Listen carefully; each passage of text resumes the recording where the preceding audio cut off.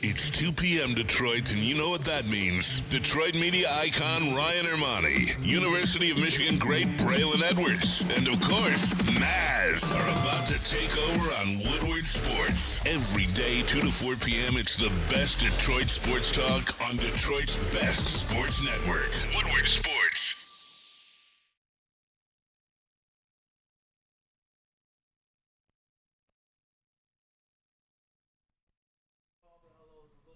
I want to let you about the show. We have from the Rocket Classic, as they say. It's the President Bill Emerson will be joining us on the show, talk about the outing that is happening literally 5 miles down the road and all the steam and momentum it's gained over the years. Interesting to talk about the field as well as everything else. Last night, no Pistons pick, but this night, 7 picks away from finding out the Detroit Pistons and Trajan Laney. We will be on the clock tonight. See what Trajan Laney and this administration, for the very first time, they will pick their pick. But before we get into all that, the Tigers, yes, they lost last night. We'll talk about that, but they're winning right now 3-0. Torque bomb in the first inning. Welcome back, Spencer Torkelson. 3-0 is your score right now. There's something happening today. Takes place in 5 minutes. A time barrier that has never been broken by women. It is the 4-minute mile. It was one of the premier barriers in history. Broken 1954 by Roger Bannister. 71 years ago today, well, maybe not today, but 71 years ago, it was broken. Now, a female from Kenya, Faith Kipyegon, is going for the record today. The race starts in about 3 minutes from now. We'll keep you posted on what's going on with that. This will be a tremendous feat, and also it will kind of be interesting. You start to see the landscape change. You talk about equality. If a female can break that 4-minute mile, it leads to some interesting conversations. We'll keep you up to breast on that. Just to give you her story a little bit, she's a 3-time Olympic champion in the 1,500 meters. No one knows how fast she is in the mile, though. Her team has been keeping it a secret, so pretty close to best. We will see what happens. We will keep you posted. What was your fastest mile? I got to know. I'm not really a mile guy. 5 minutes and 40 seconds because I was speed. Like, the only reason why I ran the 540 is because Lloyd, like, we would do a mile-and-a-half test, and wide receivers have to come in at certain point. So if my mile wasn't 540, there's waking up at 6 a.m. and running the stadium. And as you know, the Big House is the largest stadium in the country. How hard is it for a 4-minute mile? Obviously, it's four. It's impossible. You're running 4 60-second 40s. The 40 is considered largely considered the hardest race in track. It's the man's race, as they used to call it. You're sprinting the whole way. And, I mean, to get under 60 seconds at high school is a feat. Wow. You got to do that 4 times. Under. To be able to teach yourself how to sprint for 4 minutes, because this is really what it is. This is sprinting. Like a 60-meter 400 for the average person, that's impossible. Roger Bannister didn't look like this physical specimen back in the day. Well, it's about teaching yourself. It's about teaching the body how to run the race. A lot of times, it's not about what you look like. It's the ability to know how to run a race. Running a 200, it's about being able to use the curve at the right time to propel you onto the stretch. When you're running a 400, there are pockets in which you can rest. When you're coming down that curve, when you're coming down the backstretch off the curve, this is the high-speed glide phase. This is when you use the high-speed velocity to carry you into the 200, where once you get to about that 180 mark, parachute yourself again. Racing is learning. The 800, you got to come out cooking in that first 400, but you got to save a little bit of energy. Track is what I did. My dad still coaches track, but learning how to run is how you get feats like this. You don't always look like it. Now, this is a dumb question. Sorry. Yeah. Are all tracks 1 mile? No, the 400 meters. The 400 meters. You got to go around 4 times. So 4 times around is a mile. Correct. 1,600. 1,600. So it's not only technique in running, it's largely mental, because your body wants to tell you to stop, and you've got to overcome that. But it is your body type as well, slim and long. I'll bring the pause back for that one. But my body type, that was what you wanted. The problem was I wasn't tall enough. Those guys are about 6'1" to 6'3" that aren't carrying a lot of weight. Yeah. Those are the guys that fly. I ran a 452 my junior year. I didn't get a chance to run senior year for reasons I won't go into. But it truly, when you start breaking past that 5-minute barrier at the high school level, and then you start breaking past that 4-minute barrier in the college and pro level, it's all mental. Yeah. You've got to have the technique. You want to have the right body, but it all comes down to how much pain can you handle. 100%. Look, you guys don't need to tune in over there. We'll let you know what's going on. It's about to start and get underway. Before we get to Maz is a great story from last night. Maz, you hear this, the 4-minute mile, the under 10-second 100. Yeah. Here's a couple of notable things, and you see what? We can relate it to sports. Is this a top 10? This isn't the top 10, which I do have today. It's going to be really good when it's related to the draft and it's related to the city. I'll stop there. Roger Bannister, the first person to break the mile, 1954. He ran a 3:59.4. Jim Hines, the 100 meters has become the race. Usain Bolt, Carl Lewis was actually commentating this race. Maurice Green, Justin Gatlin, racers like that. The first time someone broke the 10 seconds was 1968 at the Summer Olympics, and it was Jim Hines. The race is underway. You got Sergei Bubka, first pole vaulter to clear the 6-meter mark. 1985, Russian, 100%. I watched that. 2 years old, but I did watch the replays on YouTube. This one I watched because it's very near dear in my heart, Maz. I turn it over to you guys. What are some stats or some broken milestones? Maybe 5K by Dan Marino in 1984 or 1985. I was a high jumper, and I remember watching it like it was yesterday. I want to say it's 93. I watched a man from Cuba jump out of my TV screen, and I fell in love with the high jump at that very moment. Wow. He is the only man to ever jump over the 8-foot barrier, Javier Sotomayor. Like, it was a thing of beauty. And, oh, by the way, jumped 8 feet. How tall do you think he is? 5'10". That is a damn good game. He's 5'10" and 7/8. Wow. Jumped over 8 feet. No one has done it since that was 1993. What do you think? You think he could dunk? I think he could dunk blindfolded backwards, doing the running man. He can do all that stuff. If you keep it to track for me. Bob Beeman? No, it's Bruce Jenner. The decathlon in 1976. I believe it's Caitlyn Jenner, sir. He was Bruce Jenner, and he was a hell of an athlete. Still goes by Bruce when the ladies are around. Yep, hell of an athlete back in 1976, man, and made the Wheaties box, and that was amazing, man. Watching that 76 Olympic game in Montreal was Man, you still got that Wheaties box, right? I do not. I you wish don't. I did. I figured you did. I got for a Doug Flutie one though. Oh, that's even cooler to be honest. Man, here's some fun ones for you that I just wrote down just now, like on the spot. OJ, first man to go over the what? 2,000 mark. In 14 games. In 14 games.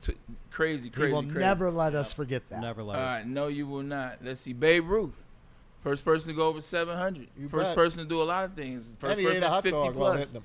He did. Kareem, first player to go over 30,000 points. That was just a couple. That was just a couple off the cuff. Yeah.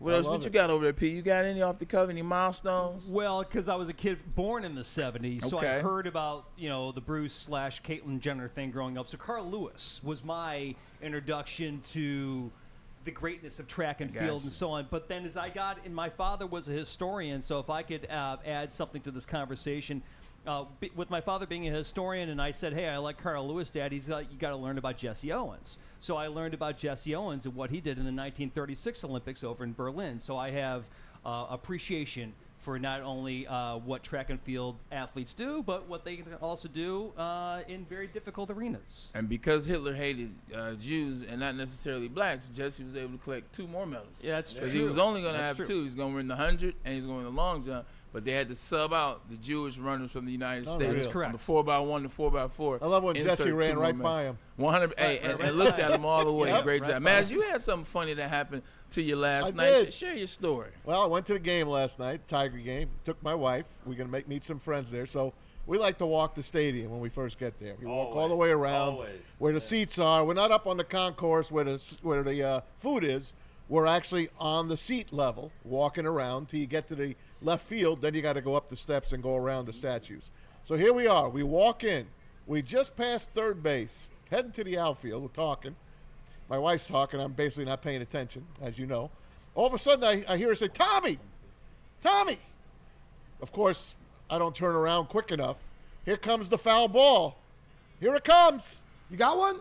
My wife got it. Yeah! That's awesome. Last night? Yep. My wife got it. She tried. Come on. She tried. No, we didn't have a glove. It bounced right to her. That's awesome. Wow. She tried to get my attention. She knows how bad I want one. In case you don't know, guys, I don't have a foul ball. So you're like the 8-year-old that the guy catches and turns, and he's like, here you go, buddy. Yeah, I'd be the 63-year-old you would turn around and hand him the ball. Well, no, as happy as I was pissed. Yeah. So. I was pissed and happy. Right. That's hilarious. But I swear, I'm still a little shook up over it. I am. Damn thing. It came right to her. That's came hilarious. right to her. It came to me. But I didn't turn around because I don't listen to it. That's why you should be listening to your wife, I guess so. Listen to your wife. That she will be hanging that over your head for the rest of your life, my We friend. took pictures at every stop at Comerica. You know, she's in a big chair, by the statues, by the big holding the ball. Holding the ball. Yeah, I got pictures of her all over the place. But yeah, that was a hell of a story. And then we get 2 hit by this Jesse Lopez, or I don't even know his first name, James Lopez. Guy has like a 6 ERA. He 2 hit us throughout the game. They got a couple of crap hits at the end. 0. They got shut out 3-0 last night. Such is baseball. But they're up 3-0 today. Here, let me go. I'm gonna get into the Tigers in 2 seconds. So the race is over. Faith Kipyang has finished her race. She didn't get it. She did not. She did not. The female world record. She's 19 years old. The female world record for fastest mile ever was 4 minutes, 7 seconds. And 54 hundredths of a second or whatever. Let me guess what she did. What'd she do? 4:02. Nah. 4:08. 406. She broke the female record. Oh, 4:06. She went 4:06. All right. 23. 19. 19 years old. She's got. She can break it. And at the end of the day, it's not about the first time. It's about the resiliency to do it again. But shout out to It's her. her first time at 4:06. It's first time female ever. I mean, like, so that's think about dope. who was the first guy to have 3 straight 1,000-yard seasons in the Big Ten, catching the ball. You know what? Sometimes you're kind soul. Sometimes you're kind soul. That's Braylon Edwards, if you don't know. You're right, and it's the only one, by the way. Hey, Maz. Yeah. You ready for this? This is how we'll do the Tigers game last night, and then we'll jump into some NBA, talk about the draft a little bit last night. The Detroit Tigers yesterday, A.J. Hinch talked about it today on the flagship. One thing is you'll lose these games. This is what we talked about. You'll fall into slumps like this. Things like this will happen. There'll be some things that you may not like as much as the other stuff, but it's baseball. It's 162 games. It always happens like this. What I also will add is watching that game, when you have a pitcher that finds a groove like Lopez was in last night, when you have players in the outfield like Soderman that made that catch on Javi Baez that should have at least been a stand-up double, or you have not Ward. I forgot Clark. his name, too. Clark. Denzel Clark made Making 3 catches. plays. Yeah. 3 of those plays in that game that he made would be extremely hard for the average player. He's amazing. One of those players was extremely difficult for him, but yet he made it. When you have games like that, you can't be mad at a loss like that. You just can't. You can be mad Jack Flaherty gave up another home run, although he found That was easy. Although we found those 7, you're right, Maz, you called it. Found those 7 strikeouts me and Pete told you about. You have games like this. When team plays like that, the way Lopez pitched on that mound yesterday, are you mad? He owned it. Are you really mad? So that was then. Today is today. That's how we'll talk about that Tigers loss yesterday. We want to talk about yesterday because I want to talk about this Dietrich Enns kid. Ooh, and he's on the mound. He's crushing it right now. I'm looking at his stats. He's a 1-hitter through 4. How many strikeouts? He's given up 2 walks with 3 strikeouts. Now, you got to know this kid only plays every 4 years. He played in 2017 here in the MLB, then 2021. Now in 2025, he's on his 6th MLB team. He's played in the Nippon League, the KBO. But they brought him in and they told him, hey, we're going to throw you out there because we think you give us a chance to win. 33-year-old, really, really upstanding human being.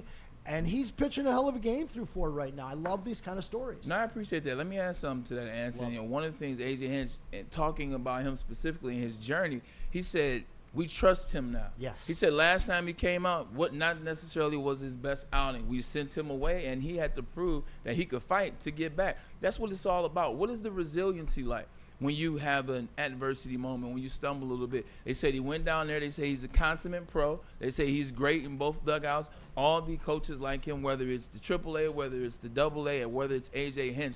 The skippers do enjoy him. And he fought. He fought to get back to this team. He's on the mound today playing for the best team in the MLB. And like you said, he's lighting it up so far. So, man, good for him. But this is A.J. Hinch.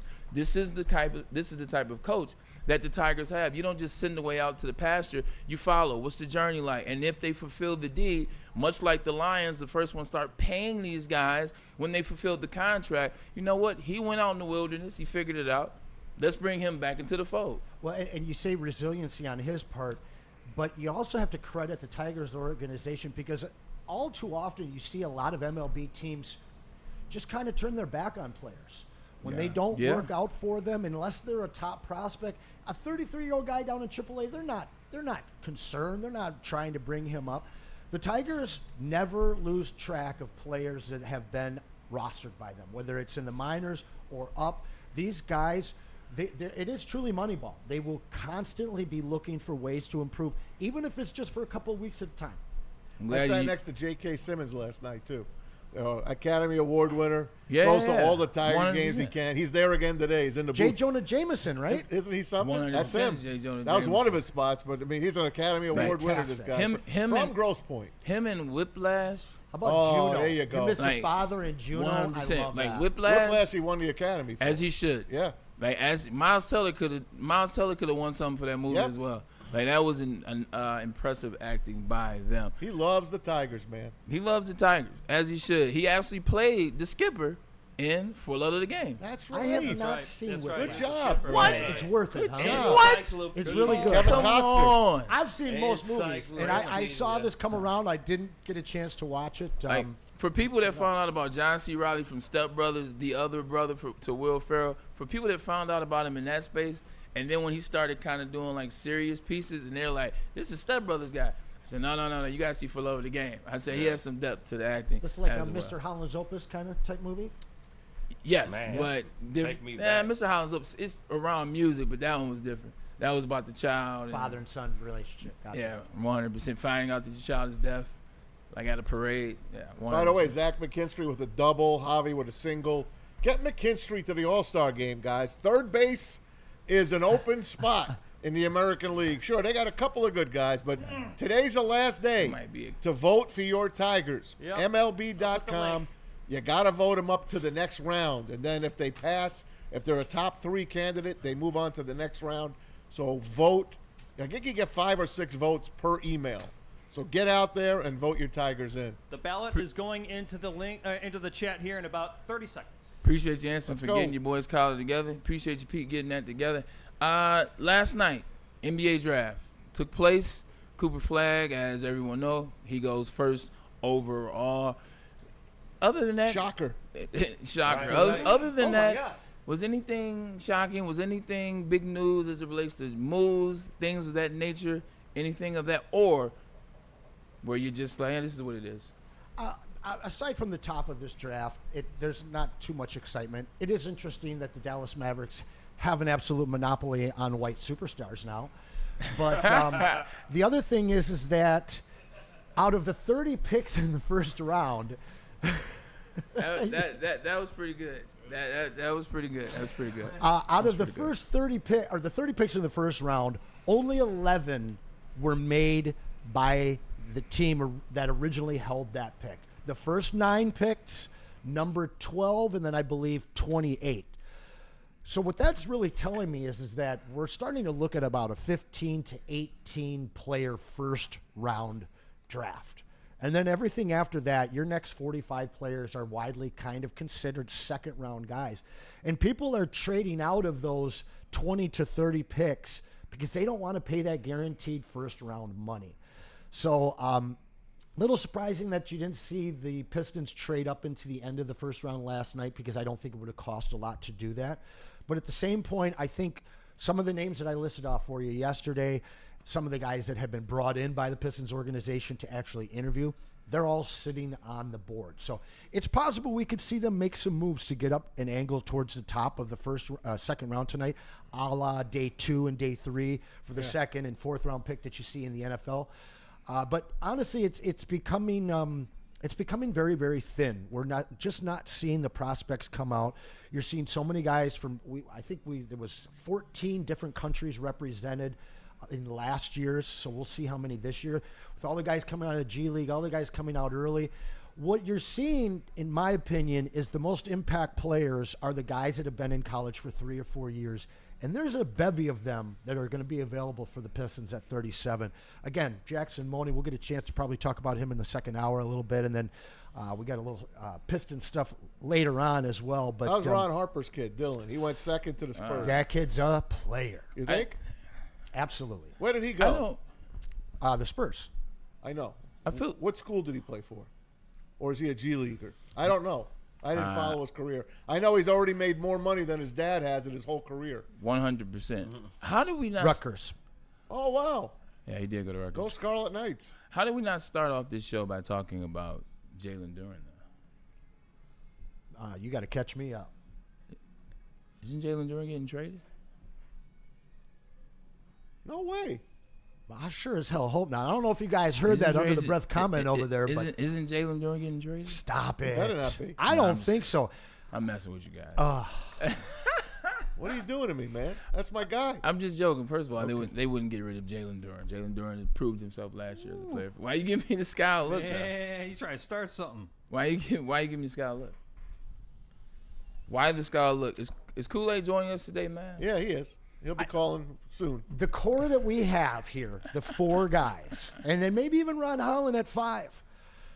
This core cannot be disturbed, man. This is really the youngest positive core team in Who's the the NBA. 5 untouchables? The 4 untouchables to me is a Star, Cade, Yes. Ivy, and Duren. I'd have no problem moving Ron Holland with some picks for the right guy mid-season, maybe even next summer when Ron shows a little bit more. But I just, looking at the disarray that the East is in after all these injuries in the playoffs, and you look at how close this team was to getting into the second round and a team that they could have played with, probably would have gotten Ivy back, probably would have gotten Stu back. A healthy Pistons team is at the top 3 teams in the East now with those injuries. So you can't shake this young core up. You've got to give them another year, and then you really have a better idea of what you truly need to put this team over the top and compete with a team like OKC and the Dallas Mavericks, because a healthy Dallas Mavericks team with Coop Flag out there, scary. Hey, I wanted to show you guys something from last night. A couple of local guys. We talked about Jace Richardson. He's going to go to Orlando, where his dad started. Check it out when he gets announced. The 25th pick in the 2025 NBA Draft, the Orlando Magic select Jace Richardson.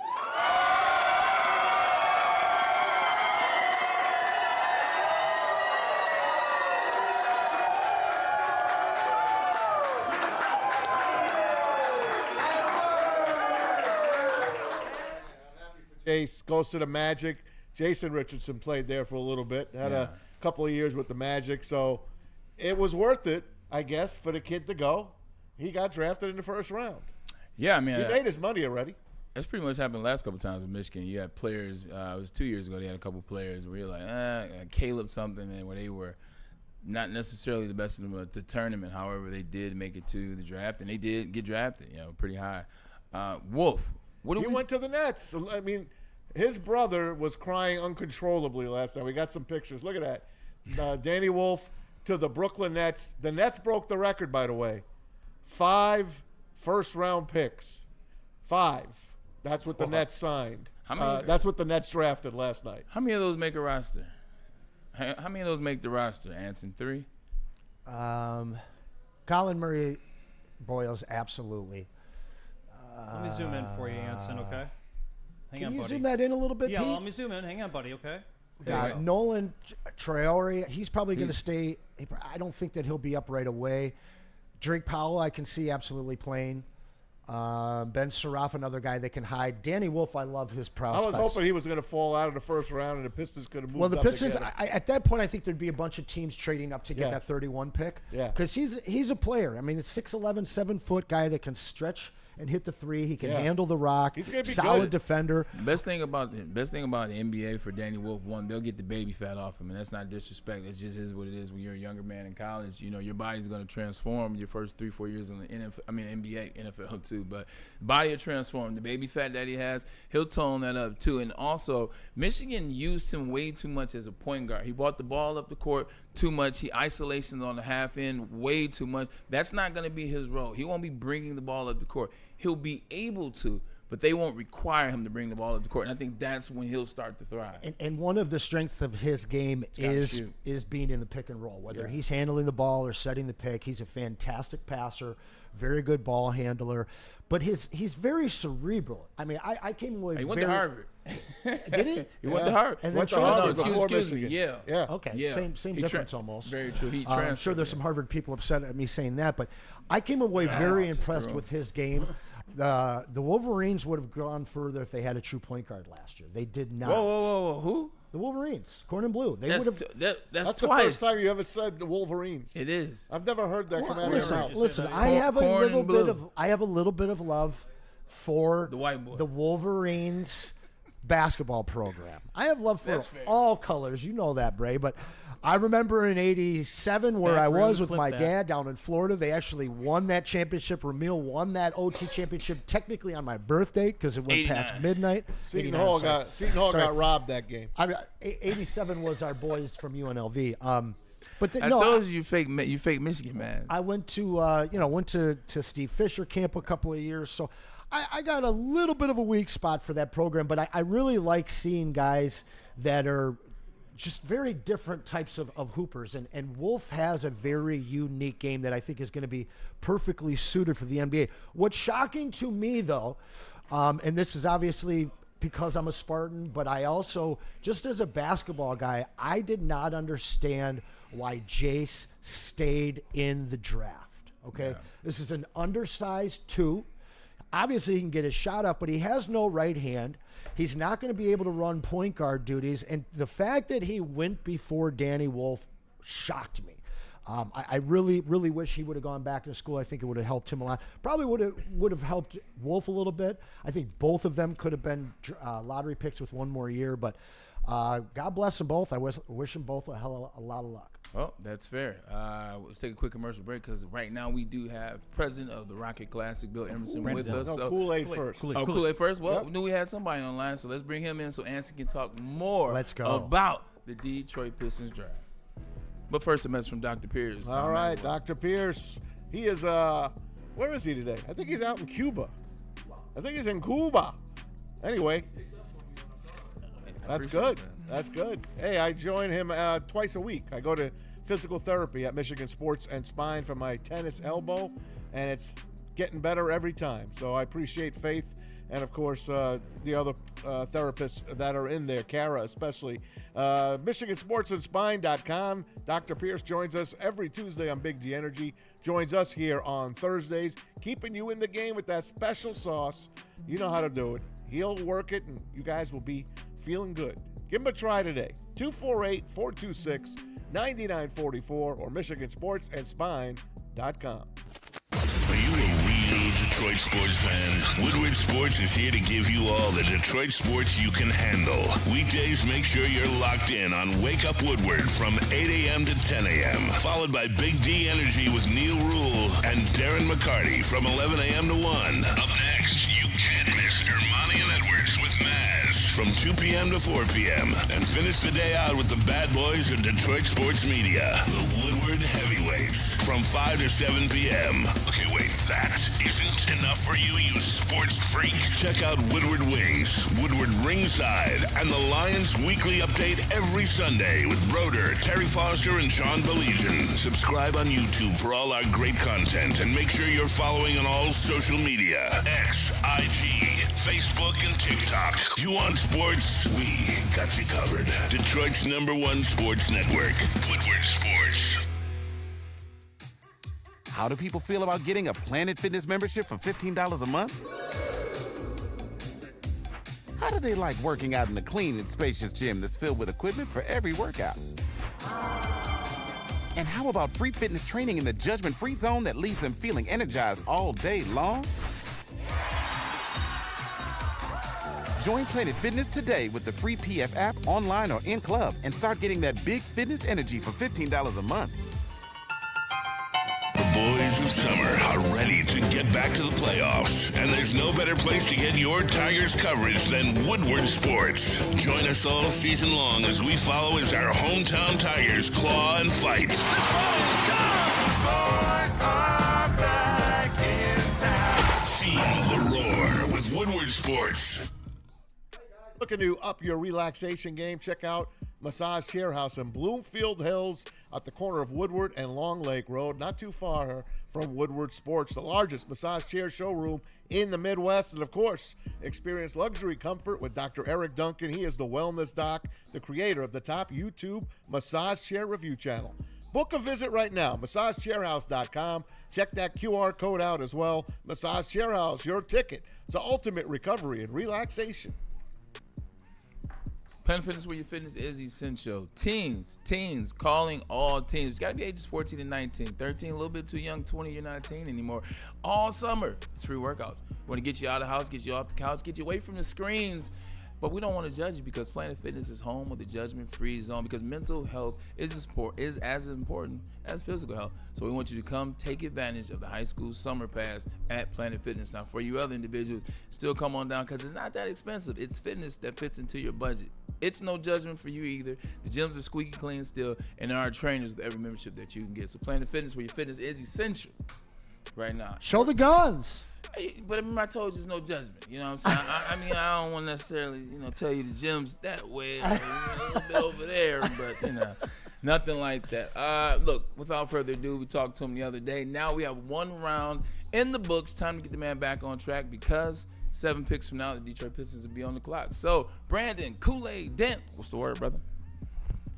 Hey, what up, though? As always, it's a pleasure to be what on up, though? and these from my favorite people, man. 100%, man. Glad to have you on. Appreciate you. I know we have a crunch time. I know you got some time going on, and we have Bill Emerson from the Rocket Classic, so we want to make a good impression on them. But Kool-Aid, we'll just dive into it. Yesterday, anything surprised you? And then today, what are you looking at in the 7th pick? I'll let you and Anson have some fun. You know what? There wasn't too much that surprised me, except for the fact that there were a lot of teams that left me a little bit confused with some of the deals they made. In the Nets, it's going to be interesting to see exactly how they digest and fragment all of those picks that they brought in the first round. It was interesting, though, to see the international flavor that took over that first round of the draft, and to see a return of defense. Players taken because of their defensive prowess, not just one or two prospects, but there were multiple times that you hear, the broadcast talk about, this player is taken because of who he is on defense. And just looking at a guy like Jace Richardson and Danny Wolf, shout out to those guys being taken from Michigan and Michigan State. But Jace Richardson, even when I was looking at the highlights and everything, and I've said this before, he reminded me a little bit of Gary Harris, and I actually like that pick a lot, to the Orlando Magic, who, since they've fallen into dysfunction, they've done a lot with the Desmond Bain trade, and I do believe getting Jace Richardson. And where are they going to head from here to make sure that they're a solid team next year? But overall, I like the way that the draft flowed, because I thought it set up well for the Pistons to go and get somebody good on day 2. Kool-Aid, all right, I got 4 names in front of me here. I'd love for you to add a couple as well. I spoke on these guys yesterday. They're still available. Andrew Carr, 6'11" player out of Kentucky. Jason Moore, 6'7" guy out of Oklahoma. In fact, 2 years ago, they played together in Georgia Tech, both transferred, ended up playing each other in the SEC tournament and matched up against each other that entire game. Jackson Money, a guy that you and I talked about, full-time starter, started every single game at North Dakota State University. Guy's 6'10", can handle the ball, shoot the three. And then a very intriguing Kobe Sanders, a 6'9" versatile guard for Nevada, a guy that can shoot, that can post up, run the point, all of that stuff. 4 of these guys, when I look at Andrew Carr, to me, he's like a modern McHale. He's a guy that can come in and contribute right away, a little bit older. Jason Moore, a high ceiling guy, a little bit more raw. And then Jackson Money and Kobe Sanders, both guys that are very, very versatile, but from smaller programs. Do you think that the Pistons they've already said that they are going for best player possible. My question is, are they going for best player possible that can contribute right away, best player ceiling-wise, or best player versatility? Where are you at with that? That's going to be an interesting thing there. That's fragmenting it even more. But I personally believe that maybe they're leaning towards the best player who can contribute. When you look at last year's second-round picks, they did have in mind for Bobby Clippman to contribute before he got hurt. But you look at Dennis Jenkins, and they got to the end of the season when they had the load management with Kay Cunningham, which will be a thing. The Pistons will utilize that. So I do believe then they're looking at a second-round pick that can come in and play some decent minutes when called upon, just like Dennis Jenkins was able to this previous year, who, you know, he did a lot in the G League, but when the Pistons needed him to be able to come up as a two-way player, he did that too. So just taking that as kind of like a small, or I guess we have like a year sample size, I believe that they're looking for a second-rounder who can at least contribute to the levels that Dennis Jenkins did. But I believe that what's available to them right now might be a little bit more talented than both Bobby Clippman and Dennis Jenkins were coming off the draft boards last year. I'd have to agree with that. That's good stuff for the Pistons. Aside from the four names that I just mentioned, who else is on your short list of guys that you think will hear their name at 37? Maxime Reynolds from Stanford. I like the ability there. I know that the counting stats, you know, the averages are not necessarily going to blow you out the water, but as it relates to his potential, as it relates to the rumors that's been out there about the Detroit Pistons looking for a 7-footer that can stretch the floor and give you a little bit of versatility on both ends of the floor, I believe that he's a player that fits that mold very well. And shout out to Randall Smalls, one of our regulars in the chat, who he's been very, very adamant about that being one of the picks. But, you know, Rasheed Fleming, I don't think that we're going to hear his name at 37. I believe we're going to hear his name right at number 31. I'd be shocked. I'd be shocked if he dropped it all. But you know, Anson, that that's one of the more popular ones amongst all of our chat family too. But I'm wondering if a guy like a Chaz Lanier, I'm wondering if he's a guy that will drop. I know that ESPN projects that might be the player that drops to the Detroit Pistons.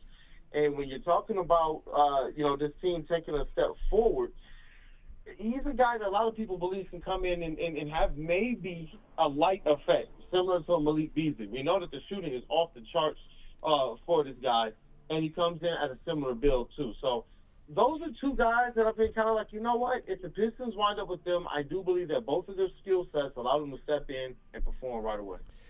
With Fleming, this is a guy that I saw a lot of people talking about trading out of the second round into the end of the first round to get. The fact that he's still sitting on the board, I absolutely agree that there's a lot of teams making calls right now trying to get that 31 pick. Do you believe that the Pistons are involved trying to get that 31? I hope so. I've been on the train of trade up, and I'm going to be consistent with that. I'm not going to backtrack right now.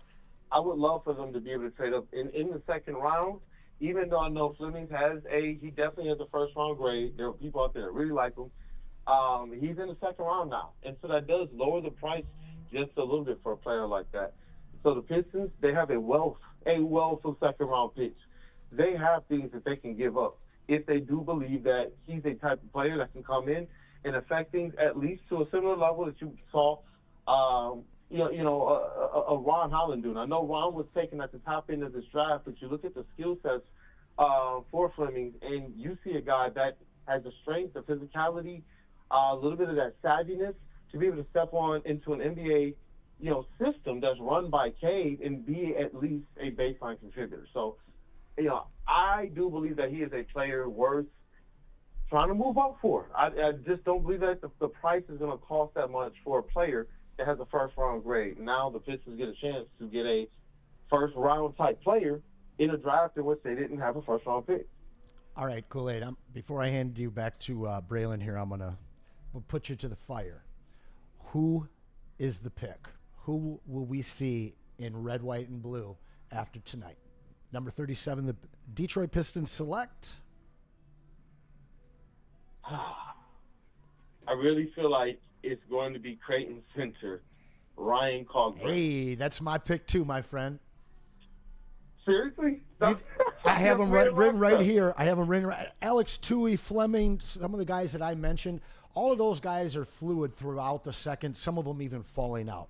Kalkbrenner is a late first rounder, early second round grade. I'm not sure he'll still be there at 37, but I believe that if he is, he will be a Piston. Yeah, I because some of the names you mentioned, I believe that there are going to be some guys who are going to jump up into that top 7, and I believe that gives you an opportunity to get a player like the Ryan Kalkbrenner. You know, I have some players that I like, but I just don't think that they're going to be available to the Pistons. And as I just kind of went through the thing, I think the way I looked at it, he kind of fit the mold of what I believe will be available for the Pistons. You look at what some of these teams are valuing, especially in the second round, and I think that does give the Pistons an opportunity to be able to get a player like Ryan Kalkbrenner. Goodness gracious. I didn't think that the Pistons would find themselves in a position to where they would be able to have an opportunity to pick a prospect that I do believe can contribute in year one. I thought that, you know what, maybe they're going to have a project here, so have them trade back into the first round. But seeing that they have, like, at least 10 to 15 players on the board that you would really, really be okay with that have that first to, high second round grade, this is a good thing. It's a good problem for the Pistons, no matter what the name is. That's the first time I heard Kool-Aid stutter since he was talking to his wife before she was his wife. It sounds like there's a lot of things going on in that head in terms of what the Pistons could do right now. 100%. But look, this is a second round pick, so I don't want to blow it out of proportion, but we're talking about a team that is realistically on the way up in the Eastern Conference. 100%, and we're happy for that. And Anson always asks great questions. That's why I really just let you guys go back and forth. I think this show got the best out of listening to what you guys think. Before we let you get out of here, let's have some fun. Look, you think about the Detroit Pistons, you think about draft picks. You mentioned the name Lanier. Well, he's one of the greatest draft picks in Detroit Pistons history. When you think Detroit Pistons draft, what are the first 3 people that come to mind? Isaiah Thomas, Grant Hill, Cade Cunningham. And there you go. You heard it from the man Kool-Aid himself. We appreciate you for joining this show, Kool-Aid. As always, Thanks, hope you enjoyed the day. And Thank you, guys. I hope we get exactly who you think the Detroit Pistons get, because if we get it, then they will be great. We'll talk to you soon, brother. All right, brother. Hey, blessings. Keep pressing. Appreciate you. It's number 4 and 5 that I'm really curious to hear. Ooh. Not gonna lie. Hey, before we go to break, Tigers up 3-0 through 5.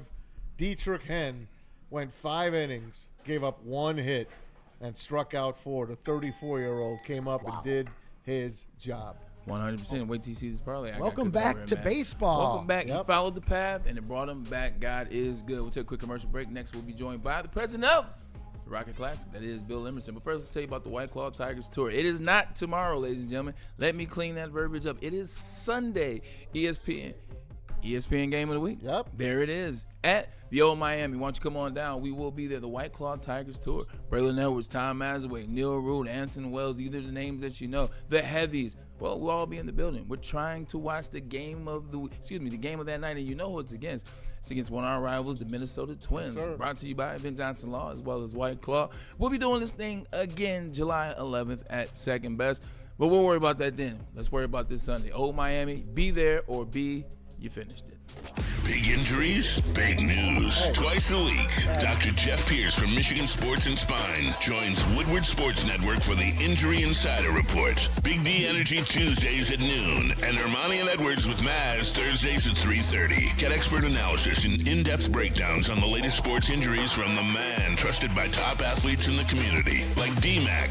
Whether it's the Lions, Pistons, Tigers, or Red Wings, Dr. Pierce talks us through it all. Don't miss the Injury Insider Report with Dr. Jeff Pierce, your go-to source for understanding the impact of injuries on the games and players we love. Only on Woodward Sports Network. Scan the QR code on the screen or go to MichiganSportsandSpine.com to see if Dr. Jeff Pierce can help you.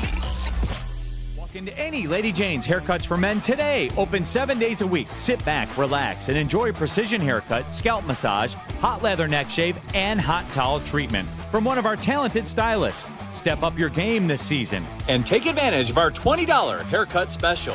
Scan the QR code and get your coupon today. Lady Jane's Haircuts for Men, the ultimate haircut experience. Open 7 days a week. Walk-ins always welcome. Lady Jane's Haircuts for Men, it's wicked awesome. Boys of summer are ready to get back to the playoffs, and there's no better place to get your Tigers coverage than Woodward Sports. Join us all season long as we follow as our hometown Tigers claw and fight. This ball is gone! Boys are back in town. Feel Woodward Sports. Now, I know you're tired of wearing the same old Detroit sports merch. Oh, I make sure I had the right one. It's a new era in sports wearables, new designs, amazing apparel, and the ultimate swag. Check out Woodward Sports' latest gear at shop.woodwardsports.com. Hoodies, tees, hats, all guaranteed to turn heads, man. Get the latest designs today. woodwardsports.com. That's shop.woodwardsports.com. Shop.woodwardsports.com. Welcome back to the show. Since 2019, Detroit Golf Course has been home of the Rocket Classic. Now here we are, another year, another field.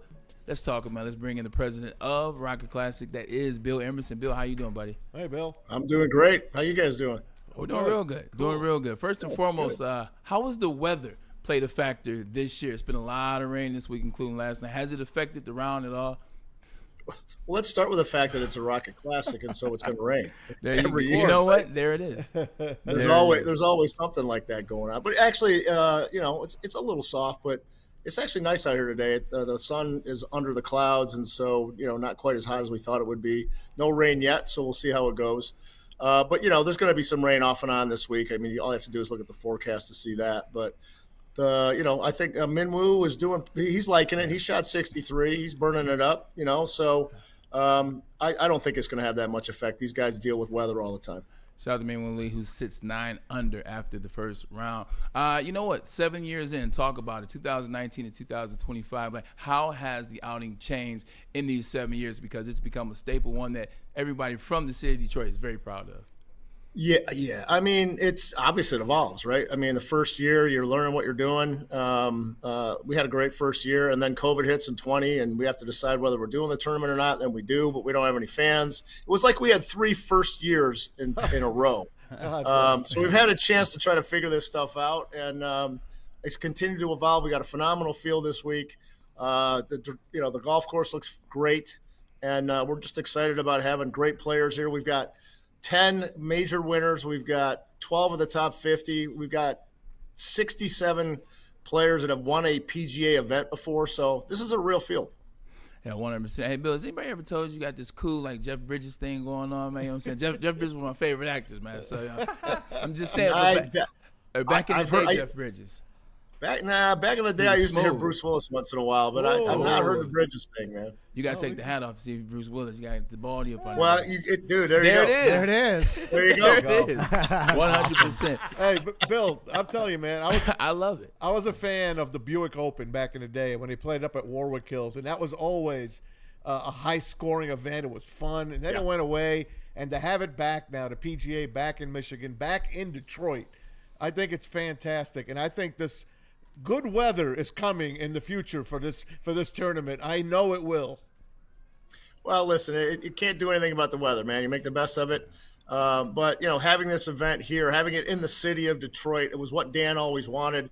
He wanted the ability to showcase the city on an annual basis because, let's face it, we get events, right? I mean, we had the draft and we knocked it out of the park, right? And we'll have the Final Four coming up. Yep. But getting attention on the city every year isn't as easy as it looks. So when you have an event like this, you can actually do that. We can bring people in from around the country to get a sense of what Detroit's got going on and how cool it really is. How about the hotel space now in Detroit? It's starting to pick up as we need it. I know the Joe Louis Arena, eventually there's going to be a hotel there. The Hudson building is coming along. That's got to help, at least for the future for you guys. Oh, absolutely. I mean, it's important for this event, but it's important for all the other sporting events and activities that we pitch as a city. So, having a new hotel in the Hudson's building is huge. The one you mentioned, I think we get those 2 up. There's a couple more that have come online. I think that conversation starts to die down. We ultimately, we're still doing great events here, regardless of what we have from a hotel perspective. No doubt. Bill, I had the opportunity to play in this event a couple years ago, and it's just the field is always amazing. The Pro-Am is amazing, even the field of actual PGA play. Talk about from year 1, 2019 to now. It seems as though you've always had a really good field, which I know is hard when you're just starting an outing, a PGA sanctioned outing, excuse me. Yeah. Listen, it's the field is great. The feel of this place is great. The Pro-Am was awesome yesterday. I got to come down here and walk a few holes yesterday. I was supposed to play, but you know what? I've been spending too much time talking to guys like you, right, and doing a bunch of media stuff. So I couldn't actually. I'll take your spot.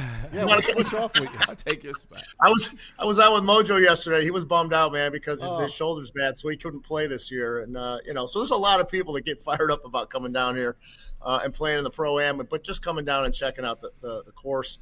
And as you know, at the end of this year, the club will shut down and they'll do a redo. And I know. While maybe the members don't look forward to that, I think it'll be great for the golf course long term. So it's going to continue to improve and get better. The members may not look forward to it, but the individuals that play that course a lot, that aren't members, we love it. We definitely absolutely. I love it. I was a member here years ago, man. I love this place. I love this golf course, and it's just a great club. Hey, Bill, last question for me. I think Maz may have one more. We want to get you up out of here. But here's a fun one. Talk about some of your favorite moments and memories so far in the 7 years that Rocket Classic has been in existence. Well, let's start with the first year when I was in the Pro-Am playing with Ricky Fowler and Kid Rock. That was definitely a good moment. The other one, 23, when Ricky won the event. He's been with us a long time, and we love the guy. And to have him come in and birdie 18 back-to-back and with the overtime hole and get the win because he hadn't gotten one in 4 or 5 years, that was actually a really cool moment. Hey, Bill, my daughter's a caddy. I got 3 girls. 2 of them are caddies, and they got to participate the last couple of years, especially on that Wednesday before, the Pro-Am, and one went out with Lexi Thompson. Another one went out with, I think it was Calvin Johnson, actually. And it's just a phenomenal event for all of these people that put their life into golf, and to have it come and see the big tournament and to see their heroes. I think it's awesome for the game of golf. Well, I would agree with you, and I love the fact that we can have this event here. I mean, Detroit's a sports town, man, and they love to have it. And then, I listen, the real big thing for us beyond that is just what we can do in the community, the money that we can give back, the bridging the digital divide, helping youth golf, all the things that go into this and making it great. I mean, this really is in Detroit for Detroiters. It's a community's classic, and we're very, very proud of that. Mr. Emerson, this is Anson Wells here. I worked for you guys at Rock back in the day. Wanted to share a very quick story before we let you go. In 05, I had asked Dan a question about something that happened with Eric Snow on the sideline during orientation. He asked me to stay afterwards. He had me walk around with him for an hour, just talking about hoops, Danielle Marshall, other things. And you ended up coming over and you said, "Are you sure you want to do that with our insurance carrier?" And he said, "Yes." I'm not going to mention which carriers, but you guys switched that day because your rep had told you that she bought her first house and used Countrywide. And you guys gave me a lesson I will never forget. Only support the people's businesses that support your business. I've always taken that. We have an ism at our place called "We eat our own dog food," right? I mean, if we're going to work together, we should work together. The isms. Absolutely. We have multiple companies internally. Like, we should all leverage each other and help each other build their business. And so, loyalty matters, man. No doubt. That's awesome. No doubt. Hey, Bill, we appreciate you for joining us. So, man, I hope you guys have an amazing Did they fire you, by the way, Anson? Were you fired? Would you knock it off, man? Okay, good. Hey, would you guys relax over there? Sorry.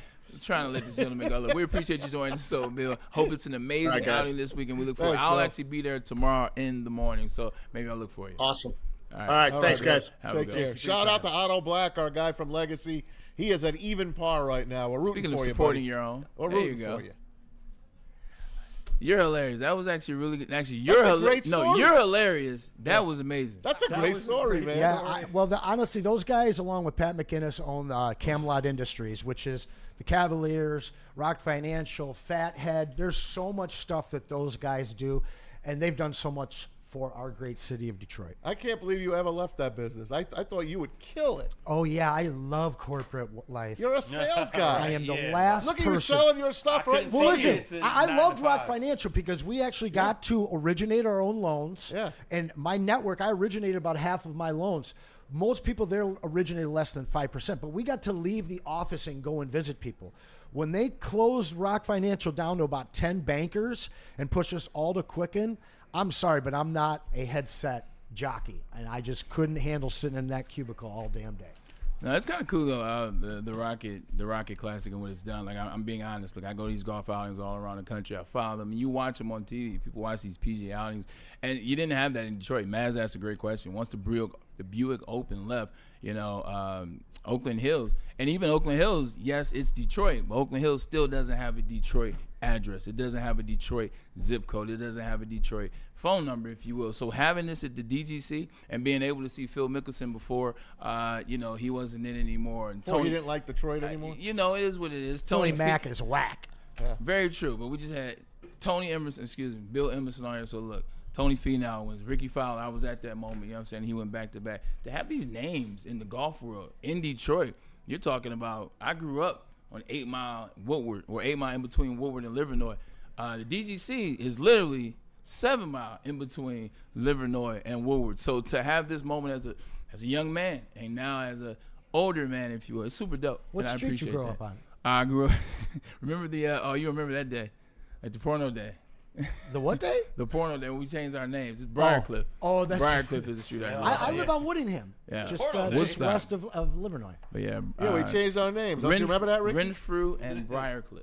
There you go. Will be my cross. Lives over there. Our good friend Mike O'Hara. He lives, does. Right in that he reminds me all the time, too. He does. He reminds me. Are we taking this one to 310, Pete? Sure. You want to take it to 310? That's fun, man. Hey, I got something for you. Can I throw something Can we out talk there? about this first? Yeah, but you do that, then I want to do something, Brett. Okay, guys, listen. I know you guys didn't bring it yesterday, so I brought it today. Ooh, Shout out Freddie Felt. He's got this awesome Detroit Tigers ball that he contributed. And then shout out Mark Wahlberg. He's got this hat for you right here. That's from the celebrity outing that we had just a few weeks ago at the DGC. And then, of course, we got the lineup of cards. There is a Jackson Jobe rookie in there. There's Joker card in there, Chase Budinger variation, as well as some Captain America and UFC, baseball, football, basketball, all that good stuff. But you're taking home this ball as well as the hat. I brought it today. Tomorrow's going to be even better. So get those super chats in. Let us know who you think or want the Pistons to select tonight at 37 with that super chat, and we'll be happy to read it on the air for you. All right, here's what I want to do. Get back to basketball a little. Okay. But I want to do a little WNBA. You going to set up the top 10? Yeah, I want to do a little WNBA before Braylon's top 10. We might lose the five. No. It has nothing to do really with the league. This has something to do with what happened on the air the other night. The Indiana Fever are playing. I forgot who they were playing. That was Caitlin Clark's team. Anyway. Las Vegas. They were playing the Vegas Aces. Okay. You got Sophie Cunningham over there. They're getting a lot of pub now in Indiana. So, Rebecca Lobo is the color commentator. Pam Ward is the play-by-play. Listen to this little back and forth here and tell me if you think Rebecca Lobo said anything wrong. So they disagree with you. They do, and I disagree with them, and that's fine. That's what makes America great, right, Pam Ward?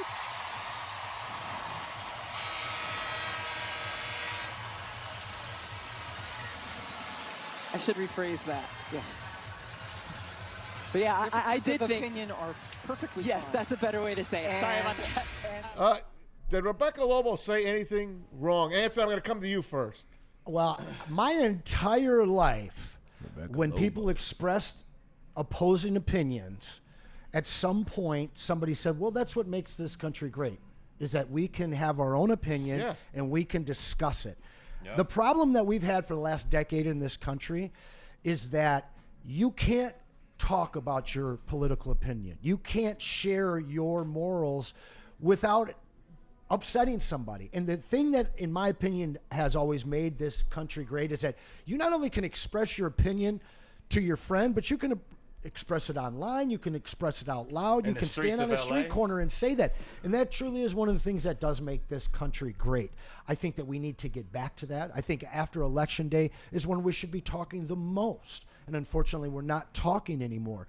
The fact that her partner had said nothing, and that the moment she said, I should rephrase it, yes, you should. She hung her out. Listen, the media companies in this country right now, it seems like there's hatred for America, and I get that it's very close to what's written on a red hat, but the fact that we can't say that we do live in one of the greatest countries in the world right now is a shame, because we can all voice our opinions here.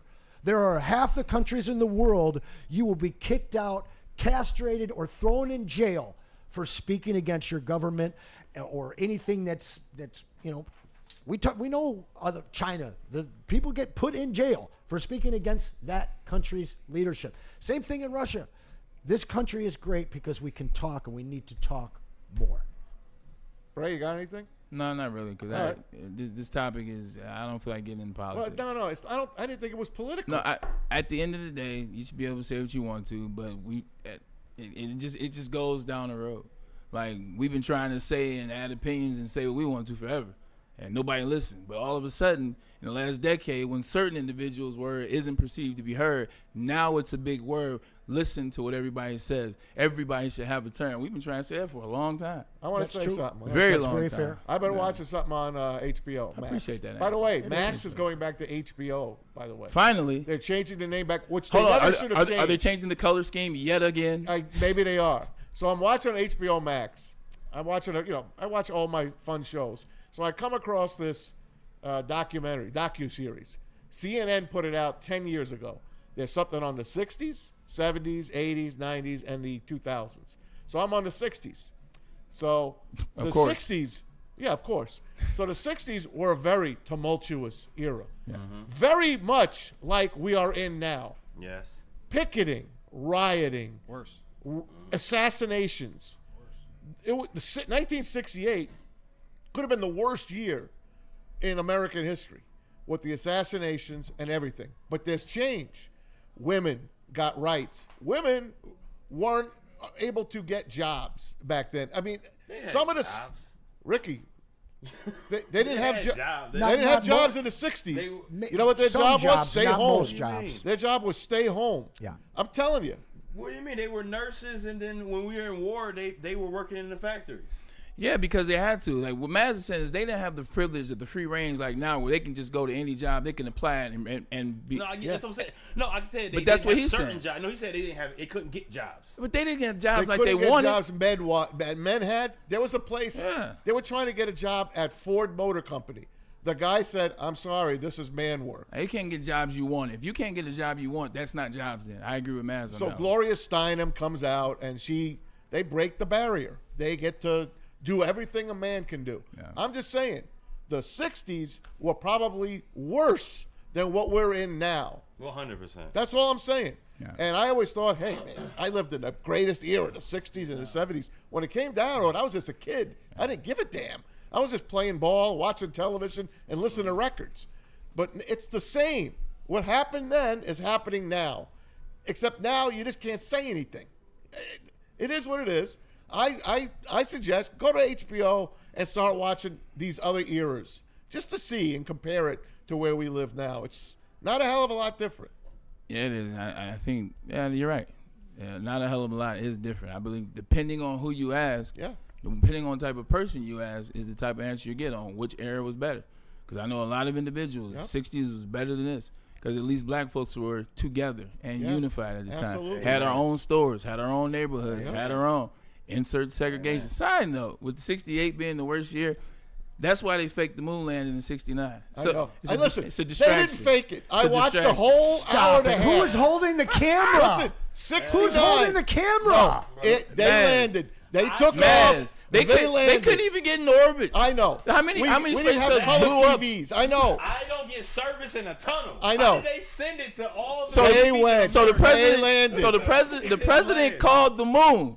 Yes. So the president called the moon. Meanwhile, we're in black and white TV with delay. We were there. Oh, but we also lost the technology to get there, erased all the film that we had there. So you're going to tell me all the rockets we launched from Cape Canaveral, the ones that orbited space, forget about landing. Right. You're going to tell me those were fake too? The firmament. No. That's two different things. Those are two different conversations. Not really. There's two different conversations. Sending them up versus landing on the moon, waiting, redocking, and coming back. Apollo 11 and Apollo 12 both landed on the moon. Mass.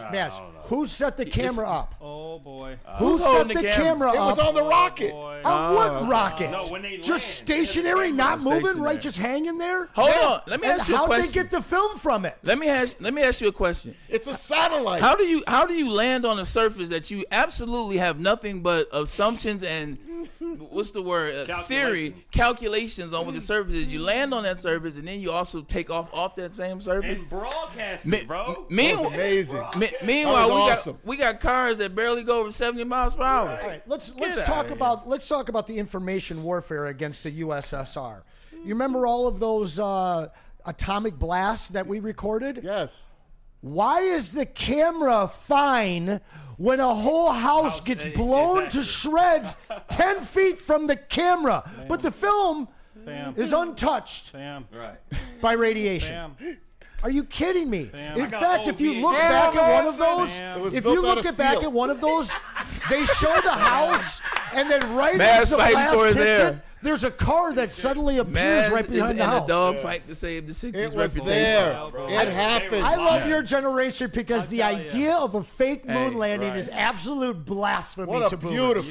beautiful event. So they went to the moon, but they weren't even dunking in the NBA yet, but they was on the moon. They weren't allowed. It's all layups. They weren't allowed to dunk. You guys have no idea what you if I could give you 5 hours, you guys, your whole Pete, life go ahead. would Give me 5 minutes. Go change. ahead. I don't know about Change, 5. man. Go ahead. Did we land can't. on the moon, Pete? Huh? Did we land on the moon?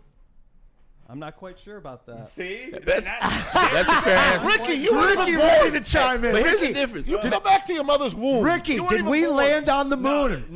But hear me out, though. I don't think we landed on the moon. But hear me out. I don't believe. When we see all these cameras and the videos and satellites and things that are going to Jupiter and these 10-year orbits and things like that, I believe it now. Hold I on, know Ricky, the technology you're is on able to do 105.1 now. right now, but And you're they here still with ain't me. landing. Yeah, that's different. No, it's not different. That's 100%. No, Did it they ain't go to different. the moon? Yeah, we were there. Who was we? You and Neil Armstrong? How about Mars? Neil Armstrong won't even talk about We it. went out to Mars, too. Neil Armstrong won't even talk about it. Buzz Aldrin went to his grave trying to just do the right thing. Michael Wary, Super Chat, Maz, how did the flag wave on the moon? Oh, it was backwards. That was beautiful, Mike. Hey, I drew a picture of that when I was a kid. I made it on the front page of the newspaper with my artwork. It was beautiful. This is great. Beautiful. You opened a can of words, my friend. I was on the Hudson Dispatch. We definitely didn't Look go. it up. Mass was part USA of the was propaganda. because I don't believe anything. USA would spend a ton of money just to keep the BS up. Yeah. So when you ask about all them, it is what it is. There's Maz, a do you think great UFOs show are that real? came out. I got to find the name. I'll let you What'd guys you know. say, Pete? Hey, I check. said, serious question. Do you think UFOs are real? Yes, Has to be. Yeah. Oh, yeah. you guys are really been brainwashed. it's a joke. Oh, okay. Pete, Yeah, I was it's- gonna You say, think yeah. UFOs are fake? 100%. Fake. I There's no have way we're the only all ones. So the you mean research this for you. entire universe and Yep. we're the only thing alive? Yes. No, This there is are off the no rail. like There's no little TVs friggin' up there. dots, My green people goodness flying around. There's gracious. no- You know what you guys are? absolutely You guys not. are. You Yikes. guys are arrogant. That's what that is. Yikes. That's very arrogant. That is. Yikes. That's very arrogant. way. Think You know, you're we're the only also the one. center of the solar system. We right? are. Yeah. Everything This, goes including around the sun. us. Including the sun. Yeah, the sun revolves around us. There's no little green men and little It ships rolls around. coming I never around. said they were visiting us. I'm little. sorry. Boy, oh boy. Hey, did you ever watch don't Lost believe in they're Space? I rest my case. I love that show. The fact that that's the show you brought up, I rest my case. Look, we're going to get a quick commercial break in. We're going to get the show back on the rails. Randall Get Smalls away believes in UFOs. We'll get away That from the movie- conspiracy that movie's theories. beautiful. I got the best experience. Because I'm on the side of us right here. I think me and on the same Pete, page. get But a poll up. Are UFOs real or not? No, There you go. I know I like Did that. we land on the moon? We got to start with No, Are did we UFOs land on and the moon? birds real? Okay, two of them. We're doing Randall two. answers Small no. says no on the UFOs. 100%. Oh, Here he we go. says Look. yes. Randall says it's real. Yes, I know. Message. Yeah, that got y'all's attention. Man. Let's get it. Oh man, listen. You know what would have been wicked awesome is if we actually landed on the moon. But you know what really is wicked awesome? Getting your hair did at Lady Jane's.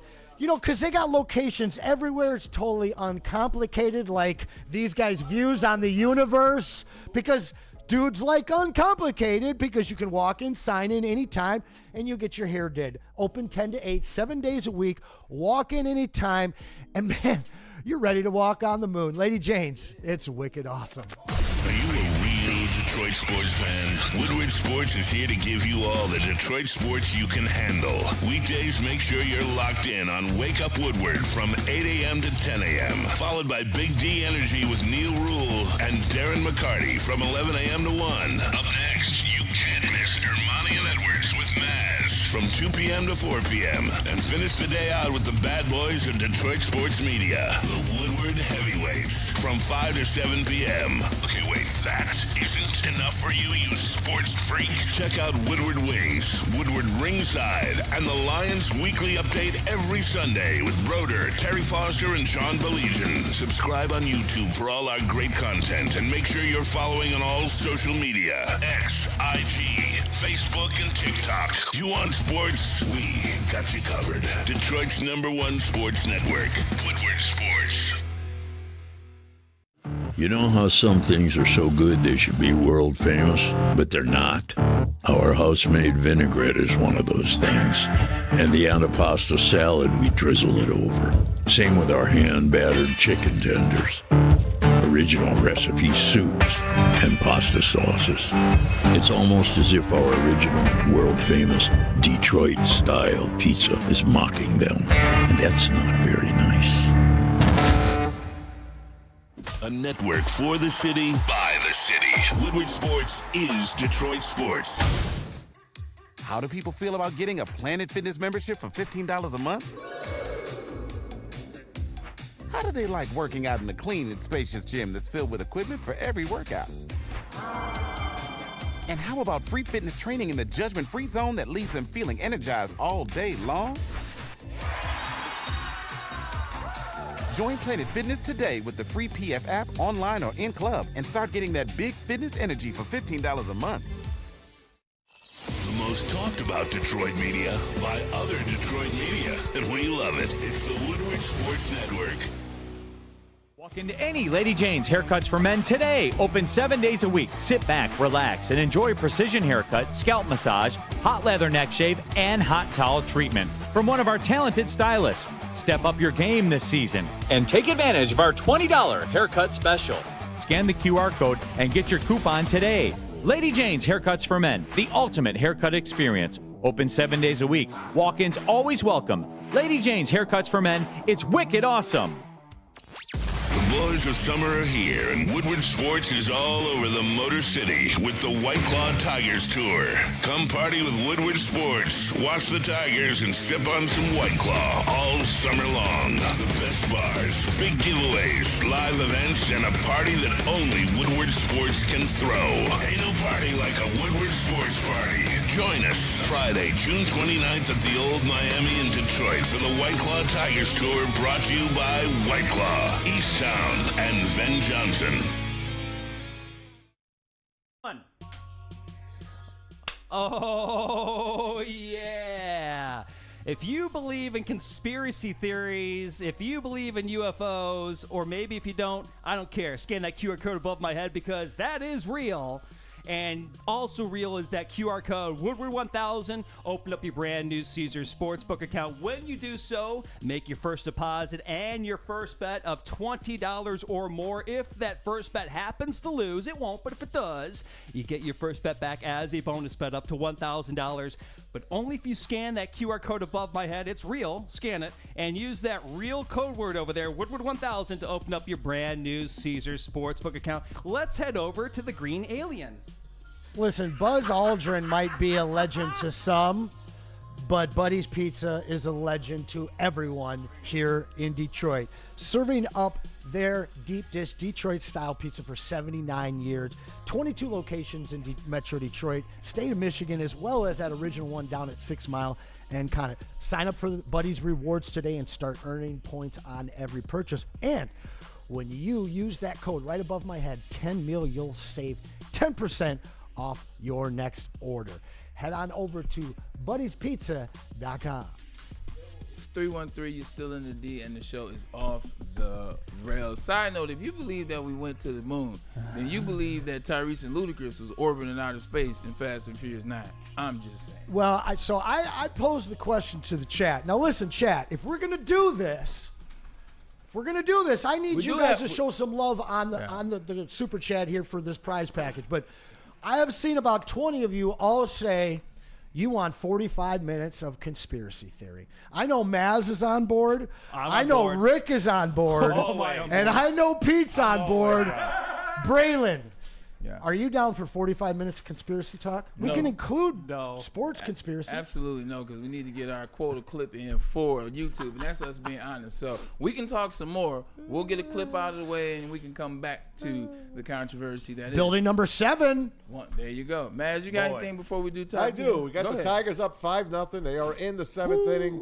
It's Glaber Day. If they can finish this one off, Glaber with a 2-run homer. Parco Meadows scores. And Birmingham is the best sightseeing city in Michigan. Besides that, 5-0 Tigers.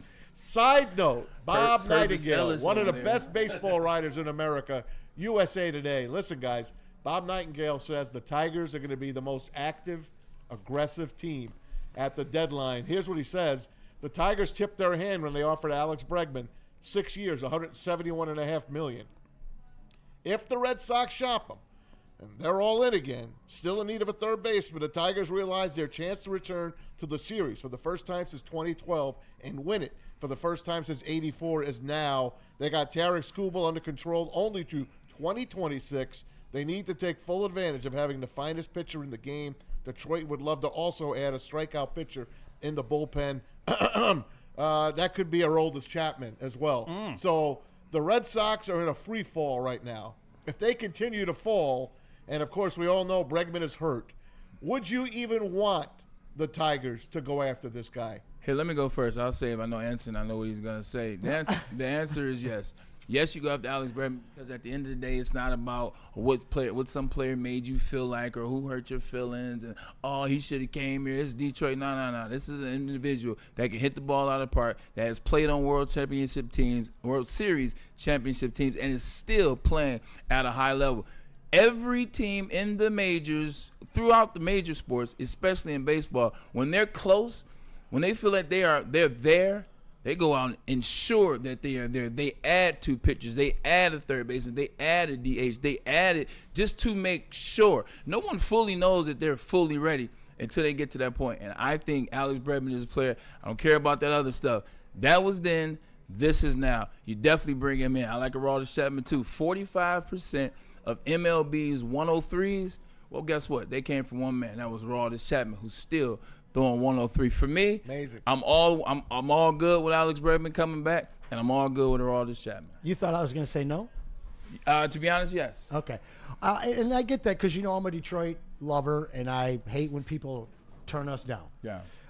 That being said, he still was in contract negotiations with the Tigers. He wasn't in contract negotiations with every single team in the league. Bring Anson to the dark side. He was considering coming here. Obviously, the Boston Red Sox historically are a better place to land than the Detroit Tigers. In hindsight now, he might be regretting that decision a little bit. But the key for me is the contract we would be inheriting through trade is better than the one we were offering. That was going to be my point. Okay. Thank you. For well the win. done. Less money, less years. Opt-outs. Right. Opt-outs. So it's really a situation where you can bring him here and he can just fill in that big gaping hole that we have right now. And listen, if he gets healthy. But the big thing, though, is people hate Detroit until they get here. Yeah. And once they spend some time here, they fall in love because this is one of the greatest cities in the world. Yeah. And we are on the way back if we're not already there now. So, yeah, why the hell not? But then also, too, Alex Bregman has a keen sense of familiarity with who? AJ Hinch. Yeah. They've already done this song and dance. Side note, what is it with the Houston Astros? They just always find their way. They're the third best team in baseball right now by the numbers. Mm-hmm. Last night, they sweep the Phillies today, potentially. Yeah. Last night, played a great game. Pitching has been phenomenal. Like, what? The team you hate, or the player you hate on the team that you asterisk, they find a way. But anyway, getting back to it, Alex Bregman, AJ Hinch, this is shaping up to be a moment where you're like, how didn't we see this coming? I believe. And the chat is super chatting conspiracies, so let's just keep talking baseball so we can get to conspiracies at the end. Look, you know what? Let's do this. Let's do this top 10 so you guys do whatever the hell you want to. Let's get this done. Yeah, top 10 he's a Thursday. closet conspiracy theorist, too, I'm not a closet anything. Like, I love conspiracy theories because I don't believe in conspiracy, so let that sink in. My man. Let that sink in. Here we go. Pistons are on the clock today. Pick 7 in the second round. Will they get up to Will they get up to the first pick? We don't know. But I was thinking, who are the top 10 Detroit Pistons? Well, actually, Maz yesterday was thinking this question. I told him it was easy. Ladies and gentlemen, I went and did some homework. It ain't that easy. It is not that easy to pick the top 10, but you know what? I gave it a whirl. You tell me what you think. Number 10, you know him, you love him, the infamous Block got the Detroit Pistons Today's to his the anniversary of his draft. It is of his draft. Yep. There you go. Shout out to Tayshaun Prince, drafted in the 2003 draft, I do believe, out of Kentucky. What was his name? The Palace Prince. Tubby. What was his coach? Tubby name? Smith. Tubby. There it is. Tubby Smith was his coach. The Block alone is a moment, but he had a Hall of Fame career here with the Detroit Pistons. He wanted to play for some other teams. I think he works in the front office now with the Memphis Grizzlies. Shout out to Tayshaun Prince. Number 9. Cade Cunningham. Oh. I'm putting him at number 9 now. You may think he might need to be a little bit higher. That's fine. We'll see what this list entails. Cade Cunningham, number 9. You know the guy. You know what he is. Last year, he finally made his mark as an all-pro NBA member, and he is in line to be one of, if not the face of the NBA. Got to get to the finals first. Got to win one of those, but he's in line, and he can lead it as Anson tells us all the time. Number 8. Here's your first Maz one. Dave DeBusschere. Oh. Maz, I tricked you with this one. Dave DeBusschere went to the University of Detroit Mercy, he got did. drafted by the Detroit Pistons. Now, you know his Hall of Fame career with the New York Knickerbockers. Yes, sir. But his first team 22. was the Detroit Pistons. Played at St. Clair Montefalco. There you go. Right on Mack Avenue and Grosse Pointe. Talk about Dave DeBusschere a little bit. I my put God. this black and white picture on here Boy, for did you. I love him. Boy, was he a phenomenal two-way player. And boy, was he a great teammate on those 3 Knick teams that went to the finals. They won 2 out of them. Lakers beat them the other time. Dave DeBusschere was the man. Great jump shot, great defense. Him and Walt Frazier suffocated that other team. And the Knicks would not have won without making that trade for him. I think they traded Walt Bellamy for him. Here's the first curveball for you guys, ladies and gentlemen. It says top 10 Detroit Pistons draft picks. Here you go. Coming in at number 7, Allen Houston. I'm going Allen Houston. When you look at the career he had with the New York Knicks, as well as how it started here in Detroit. He and Lindsey Hunter drafted the same year. Yes, I believe sir. it was 1994. 1A, 1B. I do remember. No, because Grant Hill was 95, so 93. 96. You said what? He's before. Okay. They're before, so 94. And I got Grant- here in 93, and I thought they drafted him that next year. Well, I could be wrong. Regardless, Allen Houston, one of the best players in Knicks history. If you look at the totality of the work he did and then started his career here, boy could shoot the ball. University of Tennessee volunteer. Allen Houston's my number 7. What we got for number 6? You guessed it. You got it. Easily could be number 1. I mean, this is the first pair of shoes that I ever did own as a player shoe. It was the Grant Hill. The first one that came out in 1995 was the year. But Grant Hill was the man. NBA Jam, the whole 9 yards. Grant Hill was it. I didn't know I could like a Duke guy until Grant Hill. The first step, he was just electric. And for a Duke guy, he wasn't no punk because he used to punk Alonzo Mourning and he used to punk a lot of other players around the NBA in that East at a time. If he doesn't get hurt, Grant Hill could be number 1 on this list. He was in the conversation with Jordan as the best player in the league. When Jordan was still in the league. Yep. It was when Jordan came back out of retirement nonetheless. However, Grant Hill was in that very conversation. Ridiculous. Top 5, and also his wife Tamia, chef's kiss. Good singer. 100%. That's what I was talking about. I was talking about how she sings "Oh Canada." Oh, yeah. I appreciate the clarification. Top 5. You know, you can't talk about people's wives these That's days. right. Top 5. That's right. Especially after doing one of these. Well, the chef's kiss. I though, got you know, it speaks to the class For her personified. What do you think of the list so far, Maz, I Pete, love it. Ricky? It's a I good list so absolutely far. Love it. I'm waiting on a couple of players, but I know they're coming up. Okay. Good stuff. You're getting into my favorites. Okay, now, get buddy. into your wheelhouse a little bit. Where you with it, Anson? I don't have too many issues. I think the Daubers got to be coming up. You got some issues though. Not really. But All right, you know what? Some late name changes. He probably doesn't like the Dave DeBusschere pick because he was a Knick. Was he No, a peasant? because he didn't really do much here. But it's So I get that they were drafted and they're a full-on career. For me, they needed to impact the Pistons. for me Anson, to look, be up everything doesn't have to be about this city. Like, what I took from what I wanted to do was we'll do a top 10 Pistons drafts. Allen Houston's one of the best shooting guards of all time. He made his bones here in Detroit, but then he made his dollars there in New York. But still got drafted here. Number 5. You like this guy? He made some bones other places. Does he still count? I mean, Exactly. he's Number He's 5. a little low on your list. No, he's not. Wow. No, he's not. Let's Little see the low. Final Four. No, he's not. Should be higher. The Worm. Well, this is my list, and I got him on this at this point. Like you said, he could have done more, but he went to the Bulls and won 3. Maybe I'm still holding that against him. Maybe I got a little bit of my How many Defensive Player of the Year did he win here? 2, back to back. How many rebounding titles did he win here? And he's 5. And how many championships? It is what it is. And the most iconic weirdo to ever put on a uniform. But everyone across the world knows Dennis Rodman. But hear me out. In North See, Korea. this is the bullshit I don't like. This is the shit I don't like. Hey. You just legitimately said, but they didn't make their bones here. He didn't turn to a weirdo until he left.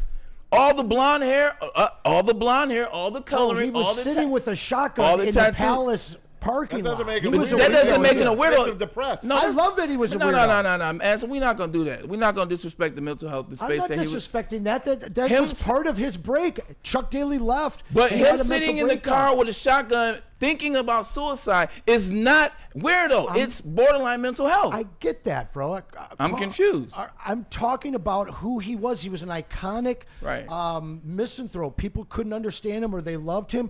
The guy sat there after games and signed every single autograph for an hour while the security guards are trying to pull him away. To me, Dennis Rodman you're switching the is one of conversation. the most iconic players in the history of the NBA. All I said was you called him a weirdo when you were describing a mental health situation. That's all I said. Okay, well, we're battling semantics. I think he's one of the most iconic players in NBA history. I think that he's still a little too low on your Time list. out for a second. 7-0 Tigers. 2-run triple for Zach McKinstry. How many? Zach McKinstry leads the league in triples. Put him in the All-Star game. Put him in the All-Star game. He should be an alternate. He's been killing it. He's definitely been killing it. Number 4. Bob Lanier. The Dauber. Bob Lanier. What you got? I'll let you say. Bonaventure's Bob Lanier. Fabulous career. Fabulous player. Great human. He was the Pistons back in the early 70s. He was. First of all, he's the Pistons' first Hall of Fame basketball player. Yep. 100%. He's the first player. When you think about what a representation of the Detroit Pistons, he's the first player post-Wayne Pistons. He's the first one to bring that Detroit on his chest. So that's why, in my opinion, he's number 4 on this list. Number 3.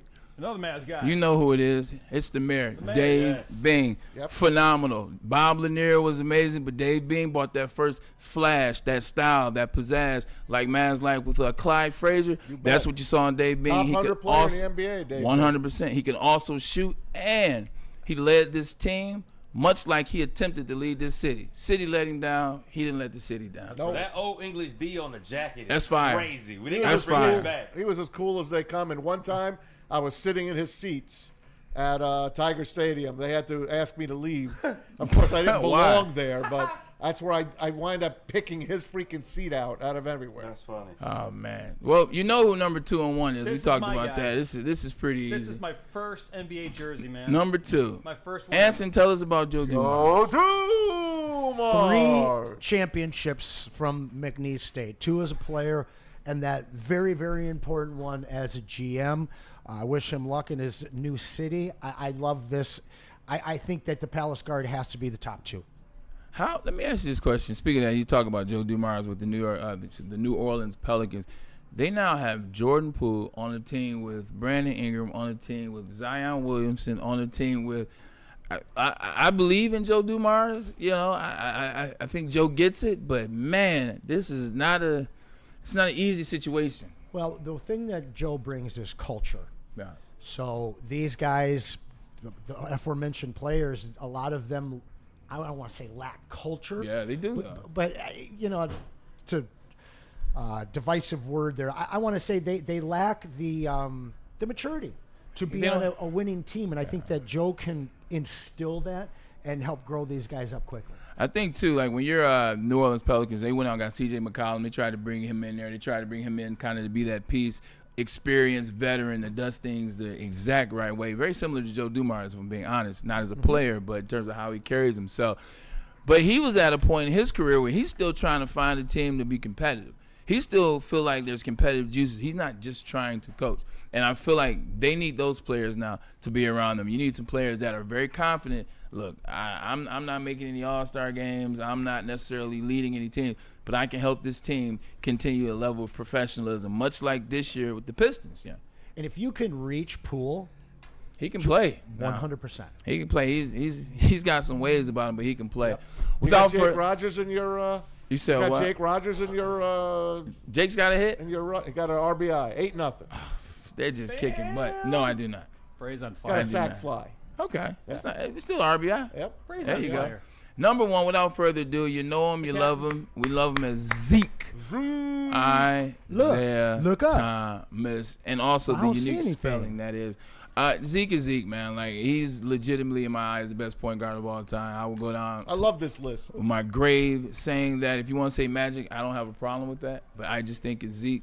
He beat Magic head to head, got cheated and still beat Magic. I mean, 27 points, the resiliency, and then the little big man. I think for a lot of people, that phrase nowadays is kind of like, oh, why you say little big man? Why you say little big man? You know, it's 2025, it's PC, but back then they reveled in that role, the little big man. I'm going to show you guys that we can be just as physical. He was just as scrappy as anybody else. You don't believe me? Ask Bill Laimbeer how his face got like that.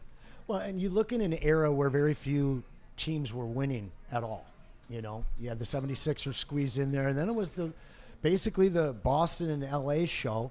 You've got a team that's, I mean, I guess they made the finals once as the Fort Wayne Pistons, lost to George Mikan and the Minneapolis Lakers, but otherwise the Pistons were mired in obscurity for decades. And you don't bring in a center that changes your team around. You don't bring in, you know, a guy that's heralded and 6'8".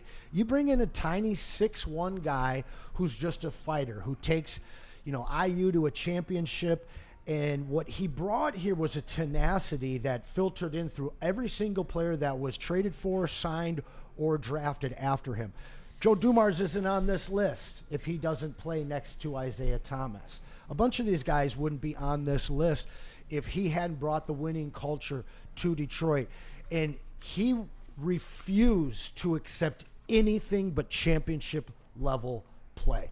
So as the Pistons go, it's because of this man coming here and making us into NBA royalty. I know we only got 3, but we should have 5. 05 and 88, to be quite honest. But he changed the complete perception of the Pistons forever in the NBA landscape. Ricky, Pete, Maz, anybody I left off this list? Any player that you have liked on here? Oh my God, I think you hit it out of the park. I'd have to do a deep dive. I don't think you're missing anybody, especially with DeBusschere on there. First round picks, we're talking, right? That was a sneaky one. How about steals? Ben Wallace, number 1. So that was like Ben Wallace is the great one that you want to put on every list for Detroit, but nobody drafted him. Nobody drafted him. Undrafted. And Mass, to be clear, I like Dave DeBusschere because he's not a peasant. He has a ring. Oh, it's Thank 2. you. Let me give you a couple real quick, going backwards. I know you guys aren't going to like it, but I truly believe in Jaden Ivey's future here in Detroit. I think that he is going to be a truly spectacular number 2 option in the NBA. So he should be on this list now? Number 10. Number 9, over Tayshaun Prince? Number 9 is John Sally, for me, one of the most iconic guys in the NBA, talk show host, actor, everything. Won it with 3 teams, I believe. He's got 4 championships, Lakers and the Bulls as well. He's got then 6. Tayshaun at 8, Grant Hill there, Lanier, Bing, and then Cade in at number 4 for me, because I truly believe when all is said and done, he may not have as many rings as Isaiah, but he will have the best stats of any Piston ever if he remains in a Pistons uniform for the majority of his career. And then the final 3, you got the Worm. I mean, the guy is just maybe one of the most iconic NBA players of all time. And then, of course, Joe and Isaiah. Just one thing, since you picked my list apart, my only question is: a guy that's only played for 3 months, how could you have? What do you mean pick your pistol? There's two guys different. Listen, it's a man. Like, just answer my question. Why have Jaden Ivey on the list at 10 and he's only played for 3 months? Meanwhile, you're Tayshaun Prince. Tayshaun is above him. I had him at 8. I just don't know how Jaden Ivey's in at 10. I would love to put Tayshaun higher, but I can't put him over Grant. I put Jalen Duren over Ivy. This will age well, my friend. Well, it won't age well because you're predicting the future. Currently, as it stands, he gets so mad at me during his top 10s, Maz. I don't get mad. I just don't agree with your your He's very protective of his top 10. But we're not supposed to agree. That's what makes this country great. It's not about that. It's about right now, top 10. It's not about what Jaden Ivey is going to do 10 years from now. That's not what it's about. Anson, I think you should apologize for that statement. I apologize. You can say what the hell you want to. Look, let's take a quick commercial break. Let's get a message in from Les Stanford. You got it, guys. And then we'll come back, talk some more sports. Les Stanford, They got a massive inventory with unbelievable deals for everybody. You can see them left to right there above my head. That 25 Sierra for only 169 months. You can be in that bad boy. The Hummer, $699 for the 2005 EV SUV, as well as the Envision for only $259 a month. Get to Les Stanford today. Check out that massive inventory. Hear all about all their crazy deals. Les Stanford, Buick and GMC, lesstanford.com. Together, let's drive. And make sure you stay connected to Woodward Sports on all social platforms. Follow us on Facebook, X, Instagram, along with YouTube, Twitch, and TikTok for the latest sports news, live updates, and of course that behind-the-scenes action. Don't miss out. Hit that follow button. Again, we on all of them: Facebook, X, Instagram, YouTube, Twitch, and TikTok. Be a part of Detroit's #1 digital sports network. That's at Woodward Sports on all platforms, at Woodward Sports everywhere. We'll be right back. Big injuries, big news. Twice a week, Dr. Jeff Pierce from Michigan Sports and Spine joins Woodward Sports Network for the Injury Insider Report. Big D Energy Tuesdays at noon, and Ermanni and Edwards with Maz Thursdays at 3:30. Get expert analysis and in-depth breakdowns on the latest sports injuries from the man trusted by top athletes in the community, like D-Mac.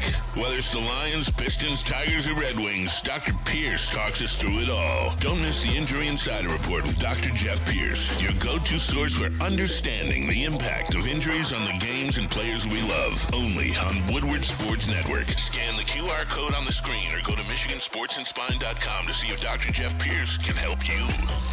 Into any Lady Jane's Haircuts for Men today. Open 7 days a week. Sit back, relax, and enjoy precision haircut, scalp massage, hot leather neck shave, and hot towel treatment from one of our talented stylists. Step up your game this season and take advantage of our $20 haircut special. Scan the QR code and get your coupon today. Lady Jane's Haircuts for Men, the ultimate haircut experience. Open 7 days a week. Walk-ins always welcome. Lady Jane's Haircuts for Men. It's wicked awesome. A network for the city, by the city. Woodward Sports is Detroit Sports. How do people feel about getting a Planet Fitness membership for $15 a month? How do they like working out in a clean and spacious gym that's filled with equipment for every workout? And how about free fitness training in the judgment-free zone that leaves them feeling energized all day long? Join Planet Fitness today with the free PF app, online or in club, and start getting that big fitness energy for $15 a month. The most talked about Detroit media by other Detroit media, and we love it. It's the Woodward Sports Network. You know how some things are so good they should be world famous, but they're not? Our house-made vinaigrette is one of those things. And the antipasto salad, we drizzle it over. Same with our hand-battered chicken tenders. Original recipe soups and pasta sauces. It's almost as if our original, world-famous Detroit-style pizza is mocking them. And that's not very nice. Sports.com and click on Shop. Get the latest in Detroit sports apparel and exclusive Woodward Sports gear. WoodwardSports.com can get the whole team outfitted. Love the Pistons, Red Wings, and Tigers? We got something for you, too. Shop online at WoodwardSports.com. Oh, yeah. Another QR code dangles above that crazy oval head of mine. And if you scan that QR code right now, it's going to take you to the #1 Chevy dealer in all of Michigan, and that is Feldman Chevrolet. And they have 5 locations in Novi, Highland, New Hudson, Livonia, and in Lansing. And this month's specials include a 2025 Silverado 1500 Crew. You can lease that for just $149 per month, or you can lease the 2026 Equinox LT at just $209 per month. Make sure you scan that QR code above my head and pay a visit to Feldman Chevrolet. He's the fighter. He is Vin Johnson Law. Man, if you want a fighter, let Jim fight for you. Just as it means different things to different people. We all know it means different things to different people, but it means the same thing to Ben Johnson and his crew. They want to fight for you, but whether it's settlement or verdict, justice is always worth the fight. If you've got a case, contact the fighters of Ben Johnson Law today and get the justice that you deserve. Tough, tenacious trial lawyers, man. I tell you every day, it's the trial lawyer part. Because the people that aren't afraid of the smoke, see, those are the people that you want, man. And that's Ben Johnson Law. So go to the fighter. Ben Johnson Law, let them fight for you. Goweri just super chat in. Final Tigers win 8-0. Guys, we are just a smidge under the threshold. I want to give this away today. You got about 10 minutes left to get those super chats in. Getting that awesome Tigers baseball as well as the Wahlburgers hat and then all of the cards, guys.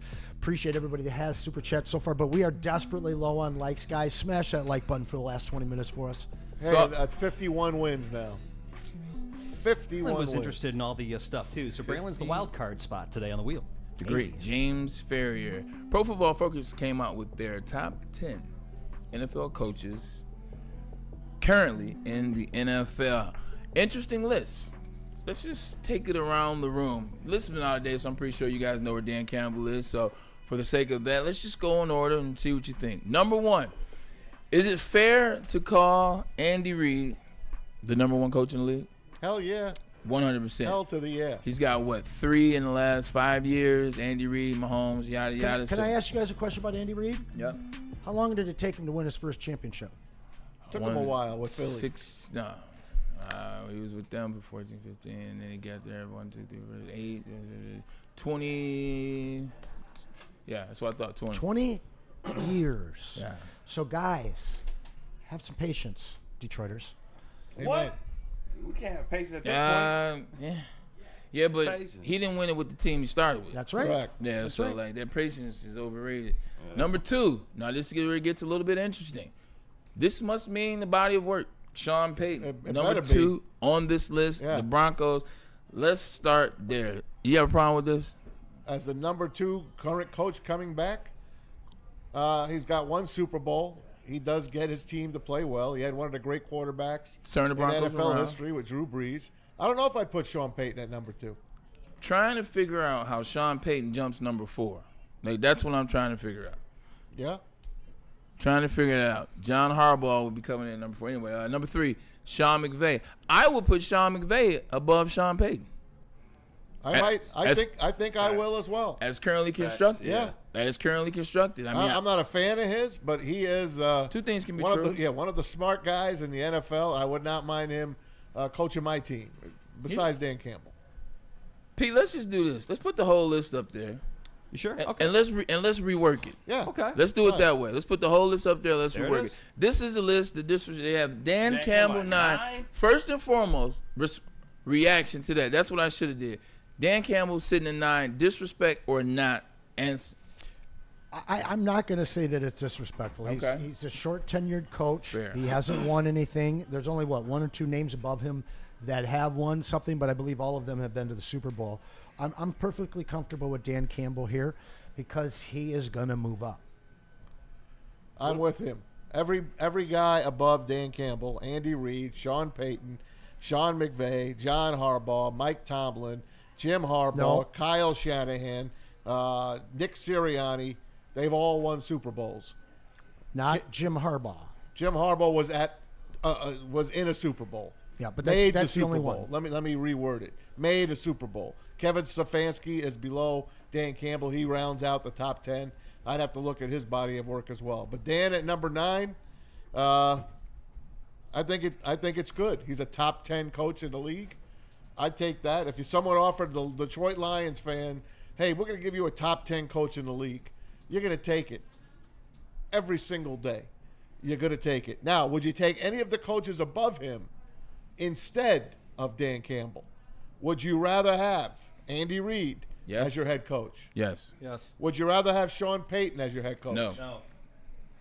Would you rather have Sean McVay? No. No. Yes. No. How about John Harbaugh? Yes. Yes. Maybe. Mike Tomlin? No. Yes. Not currently. Back in the day. Jim Harbaugh? Agreed. You already know my answer. Jim? So let me take my bias. Braylon played for him. Let me take my biasness out of it. Yes. Because the biasness would lean the other way. I'm with you. Yes, I would take Jim Harbaugh. Kyle Shanahan? Yes. Yeah? I Nope. I wouldn't. Would. Okay. I wouldn't.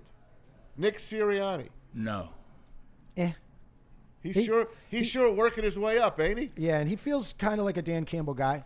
No, he's dope. And Kevin Stefanski, that's a no. You got to remember this list, though. Not only are you taking the mind, but you're also trying to fit them in Detroit. and get accepted by your fan base. To me, Sirianni would be the most interchangeable guy with Dan Campbell. John Harbaugh. That is, well, and Jim as well. And Jim, John and Jim. For me, I kind of reworked this list. But as it relates to, let me just tell you how I did this list. Andy, Sean, John. I just reworked my list. In terms of Dan Campbell, I think the reason why he's 9 on the list is, and I'll tell you what I think the list should be. I think he's 9 on this list because they're waiting on the coordinator situation. Like, you can say what you want to about being okay with the coordinators, and I believe that we are okay with Kelvin Shepard. I believe we are okay with Johnny Moe. That's not what this conversation is about. I think they're waiting to see. I like that. Every coach on here has proven through multiple coordinators, Nick Sirianni most notably. Like, we tore his ass apart. Excuse my French. We tore him apart. He almost lost his job. 100%. And then you see the rebound last year. Kyle Shanahan has done it with a ton of offensive coordinators because he's the offensive coordinator. New defensive coordinators. How many guys did he send to get a job? Yeah. Hell, one of them just got fired. One of them is in Houston. Yeah. You know, and so you look at that. Jim Harbaugh, he's left and come back, still in the playoffs, like he never left. So I think 9 is a good spot because, like you said, it's not disrespect. They're waiting to see this year. This is the make or break year if Dan Campbell's the guy. This is the year that he wins the coach of the year, and he probably will win it with less wins.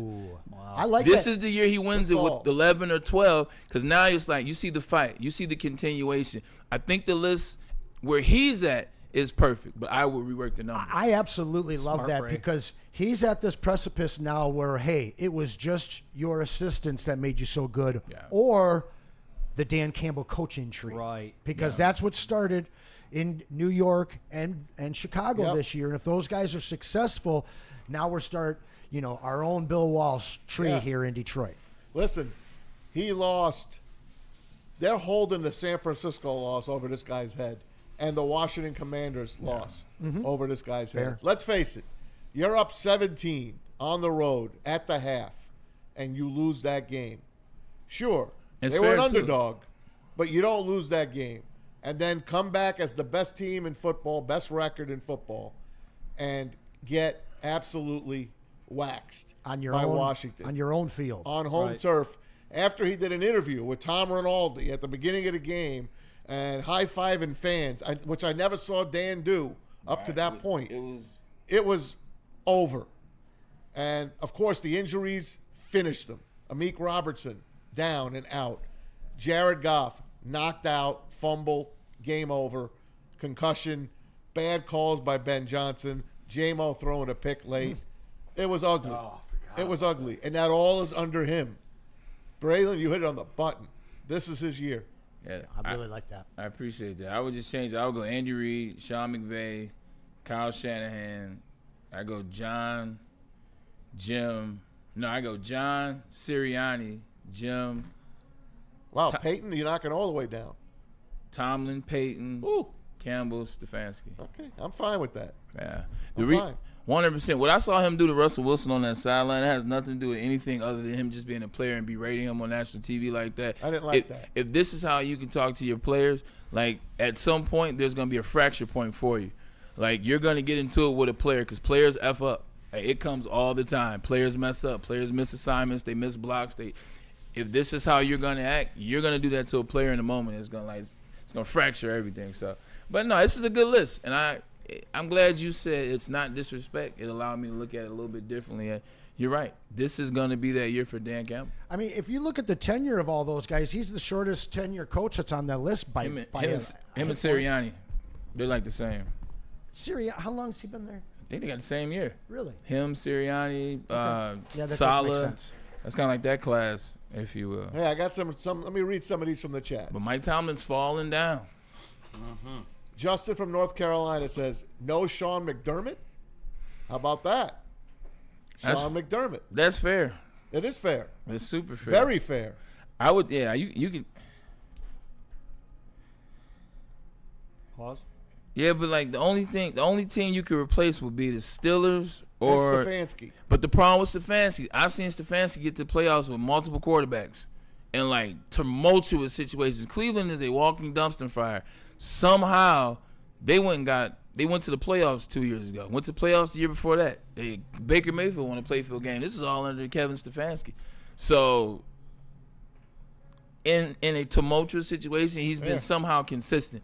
That's why I'm giving him a lot of credit. Up for speculation says, why is Sean Payton even up there? I'd take Dan Quinn over him. Yeah, I got to see more out of Dan Quinn. They had a magic ride last year. Made a Super Bowl. But no, exactly. I remember that years lost ago. Lost 28-3, obviously. Lost a 28-3 lead. I feel like that 10 to 14 spot, you're going to have 4 or 5 guys rotating that are interchangeable. Because if you said Dan Quinn 10, I wouldn't have a problem. If you said Sean McDermott 8, I wouldn't really have a problem. The only thing is Sean McDermott's had one of the best quarterbacks in the NFL for the last 8 years. And he has no Super Bowl game to show up. And I think that's where like you said, the Dan Campbell, what they're waiting to see, that's where Sean McDermott's name is waiting. Like, you got Josh Allen, who just won the MVP and could have been MVP a couple other years, but yet and still you haven't, for whatever reason, you want to blame Mahomes and Burrow. Cowards blame the other team. Hey, Justin from North Carolina, another good comment. Shout out to Justin from North Carolina. Dan Campbell can't make Josh Reynolds make catches. That's true. Yeah, but then you get into semantics about a couple plays, a couple situations that were necessarily called. Like, it gets interesting. You want to go that route? Crazy Clown showing some big love. You guys can do shows, extra shows for real. All 5 of you guys. I think you guys know how to debate respectfully and eventually on many, many different topics and get to the meat and potatoes on every subject, at least after a while. I appreciate that very much, Crazy Clown. Thanks, Clown. Can I make an executive decision because of that? Crazy Clown gets a spot on the wheel. How's that? I'm not mad at you. Okay. I love it. And listen, you made the call, Pete. Shout out to the Michaels, by the way. They got in a couple of super chats to make sure that we got over the threshold today. They're always carrying us, DeVries and Wary. We appreciate you guys. In a couple minutes, we will run that wheel. But please, smash the chat button. We need to get at least to 75 today. Who's North Carolina always?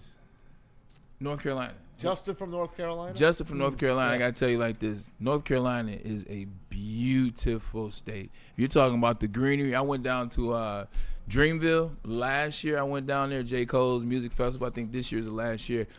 Man, it's just some of the most stunning trees and landscapes and greens. You know, I'm a sucker for green because of golf.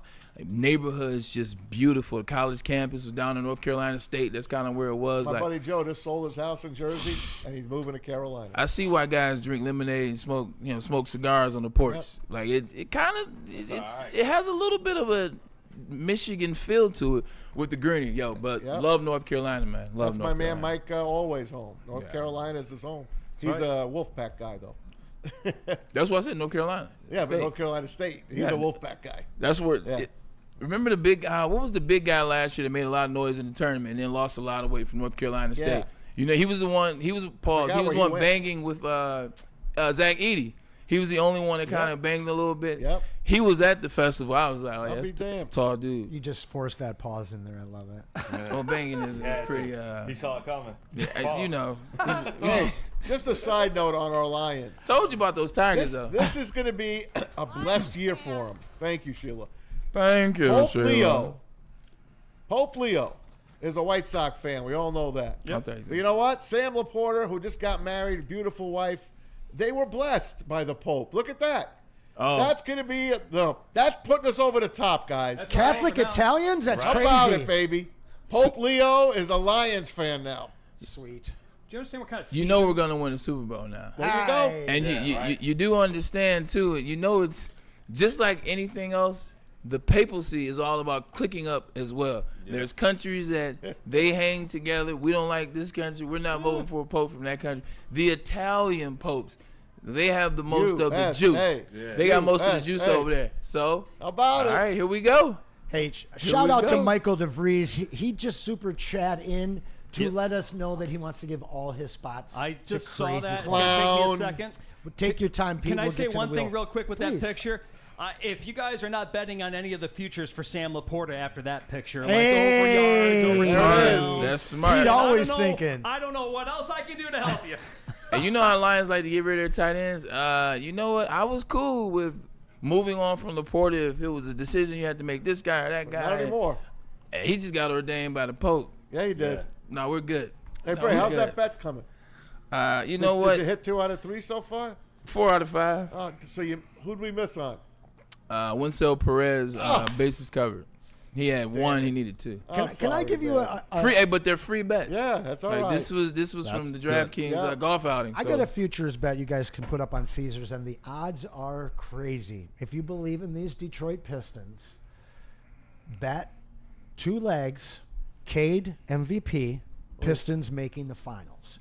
Because if he has an MVP season, they will be in the finals. How much you get win? 500,000. It's a very, very nice parlay. Only thing about K having MVP, and this is, I'm not trying to poo-poo, as Ryan Ermanni likes to say, but for him to have MVP, he's gonna have to do something that hasn't been done before. Because usually it's a waiting process. Oh sure. Like even SGA could have won an MVP last year, and then the year before that, SGA was All NBA too. It's a waiting process. Yeah. So if K balls out, I think you'll see him maybe 3-4. K would have to average 35, 12, 12, and the Pistons would have to win 65 games or more for K to win MVP this season. Wow. I'm just being honest. You're not wrong. They ain't the Thunder. And honestly, if we have the team that we need to win a championship, he shouldn't have to do all that. Exactly. Yeah, how much did you win on the Thunder winning the championship? I actually bet on the Pacers so that either way I won. Either way I win. I told you I'd do this. Now, to be fair, I also put up a massive cover the 7 spread OKC deal. $5 to win $193, and wouldn't you believe it? I missed it by 1 point. That's what happened. 13 legs, I missed 1 point. Your boy Halliburton put up 9 instead of the 10 I had him getting, so I lost by 1. And I was praying that they were going to dump Halliburton because he got injured and take him out of the bets. But shout out real quick to Michael Wary. His Achilles says go to hell. Yeah, Michael. That's how I was thinking that, man. Michael Wary put in another $2 chat, and he said, "Hey, if it lands on his name, roll the wheel back 1, and you're going to win it." We're going to have somebody new winning today, I think. Can I jump in here real quick, Braylon? You forgot one part of the show that you wanted to bring up. Bill. The initials Pete? BB, yes. Pete, I appreciate you so much. Bill Keenest? No, not Bill Keenest. Love Bill as well. Bill's in the NFL Hall of Fame today. That's true. It's today? We're having him on tomorrow. That is true. He's got his name inducted into the NFL Hall of Fame. Who's that? The great Bill Keenest, the Lions PR king. I'm going to have to come in for that. You know who's next? You know who went with him? Matthew Stafford. Matthew Stafford. There you go. Stafford's there with him. 100%. Did you want to do that today, Braylon? 60 years ago, Detroit drafted their first homegrown hero, Bill Bunton, Detroit native and the University of Michigan basketball star. Detroit Pistons' last territorial draft pick in 1965. Bunton's successful college career included a Big Ten title and NCAA championship appearance, contrasted with his brief, less impactful NBA stint. But at the end of the day, Bill Bunton is a Detroit native, and last time I checked, Northern is right down Woodward in Midtown, right before you get to Wayne State. Bunton's legacy extends beyond basketball and celebrated for opening doors to black athletes and inspiring Detroiters. This is just amazing. It's amazing, and these are the things you look for. Once you see yourself, then you feel like you can do something. So shout out to Bill Bunton and Bill Bunton's family, who continues to keep his legacy up. Thought that was cool. It is happened cool. today 60 years ago. And it kind of happens with your what do you call it? Your Big Ten. It does. Your top 10. 100%. 100%. Now they're going to be calling me like, you left our father out of it, right? No. So, hey, you guys want to spin this wheel? Want to figure out? Well, just real quick, 82% of people do believe that birds are real. 64% of people do believe in UFOs. I did miss the lunar landing on whether that was like 60-40. That it didn't happen? No, that it happened. Oh, a lot of boomers in the chat today, huh? Anson's been on the roll lately, ladies and gentlemen. I tend to agree. Well, you know what? Speaking of rolls, let's roll that wheel, I had a quick error. I'm so sorry. Give me 1 second. Well, it's better than a long error. Yes, that was quick smooth. error. Sorry. Hang on. Here we go, guys. Here we go. What would you like to do, Anson? Wait till it gets to. Hold on. Wait till it gets my name. I got a name on there? Yep. Spin it! Boom! What happens if I win? Shout out to everybody that helped us out in the Super Chat. Tomorrow, I've got a really, really crazy prize package. Hold on, that Deion Sanders card isn't up there? No, it is not. That's what I was looking for. Yesterday's prize pack will go in with tomorrow's finale prize pack. It will be truly special, so make sure you show up and load up that credit card. Brady Phelps. Felt his stuff back. Freddie Felt. You have reclaimed one of your balls, my friend. Whoa. Where did it go? Wow. Awesome, my friend. Put what he tossed in, bring it back tomorrow. He don't want his stuff back. Dude, that's Well, maybe he does. Okay. I would want one of my balls back. All right. Pardon you? Whoa. You could be a Ridgeling or a Gelding. I feel like the show started off the rails. In the middle, it was off the rails. And we God, are going you to forced end it back on the off rails the because we were going conspiracy. But you know what? There's time tomorrow. I was ready. There's always Friday. Can we talk about the Pentagon tomorrow? Yeah. You know what, ladies and gentlemen? Appreciate you for joining. Appreciate you for joining years to get those camera angles. Appreciate you guys, man. For Ricky. Where was all the airplane debris? Yeah, what from Pete? Time man. Quarters of the earth Can't is do not this covered show in without water. you. We appreciate you tuning in. You never know what we'll be talking about. Building number 7. Maybe it's building number 7. Maybe it's Dan Kelvin being number 9. Hey, but they're both Giants? worth it. See you. What? Manana.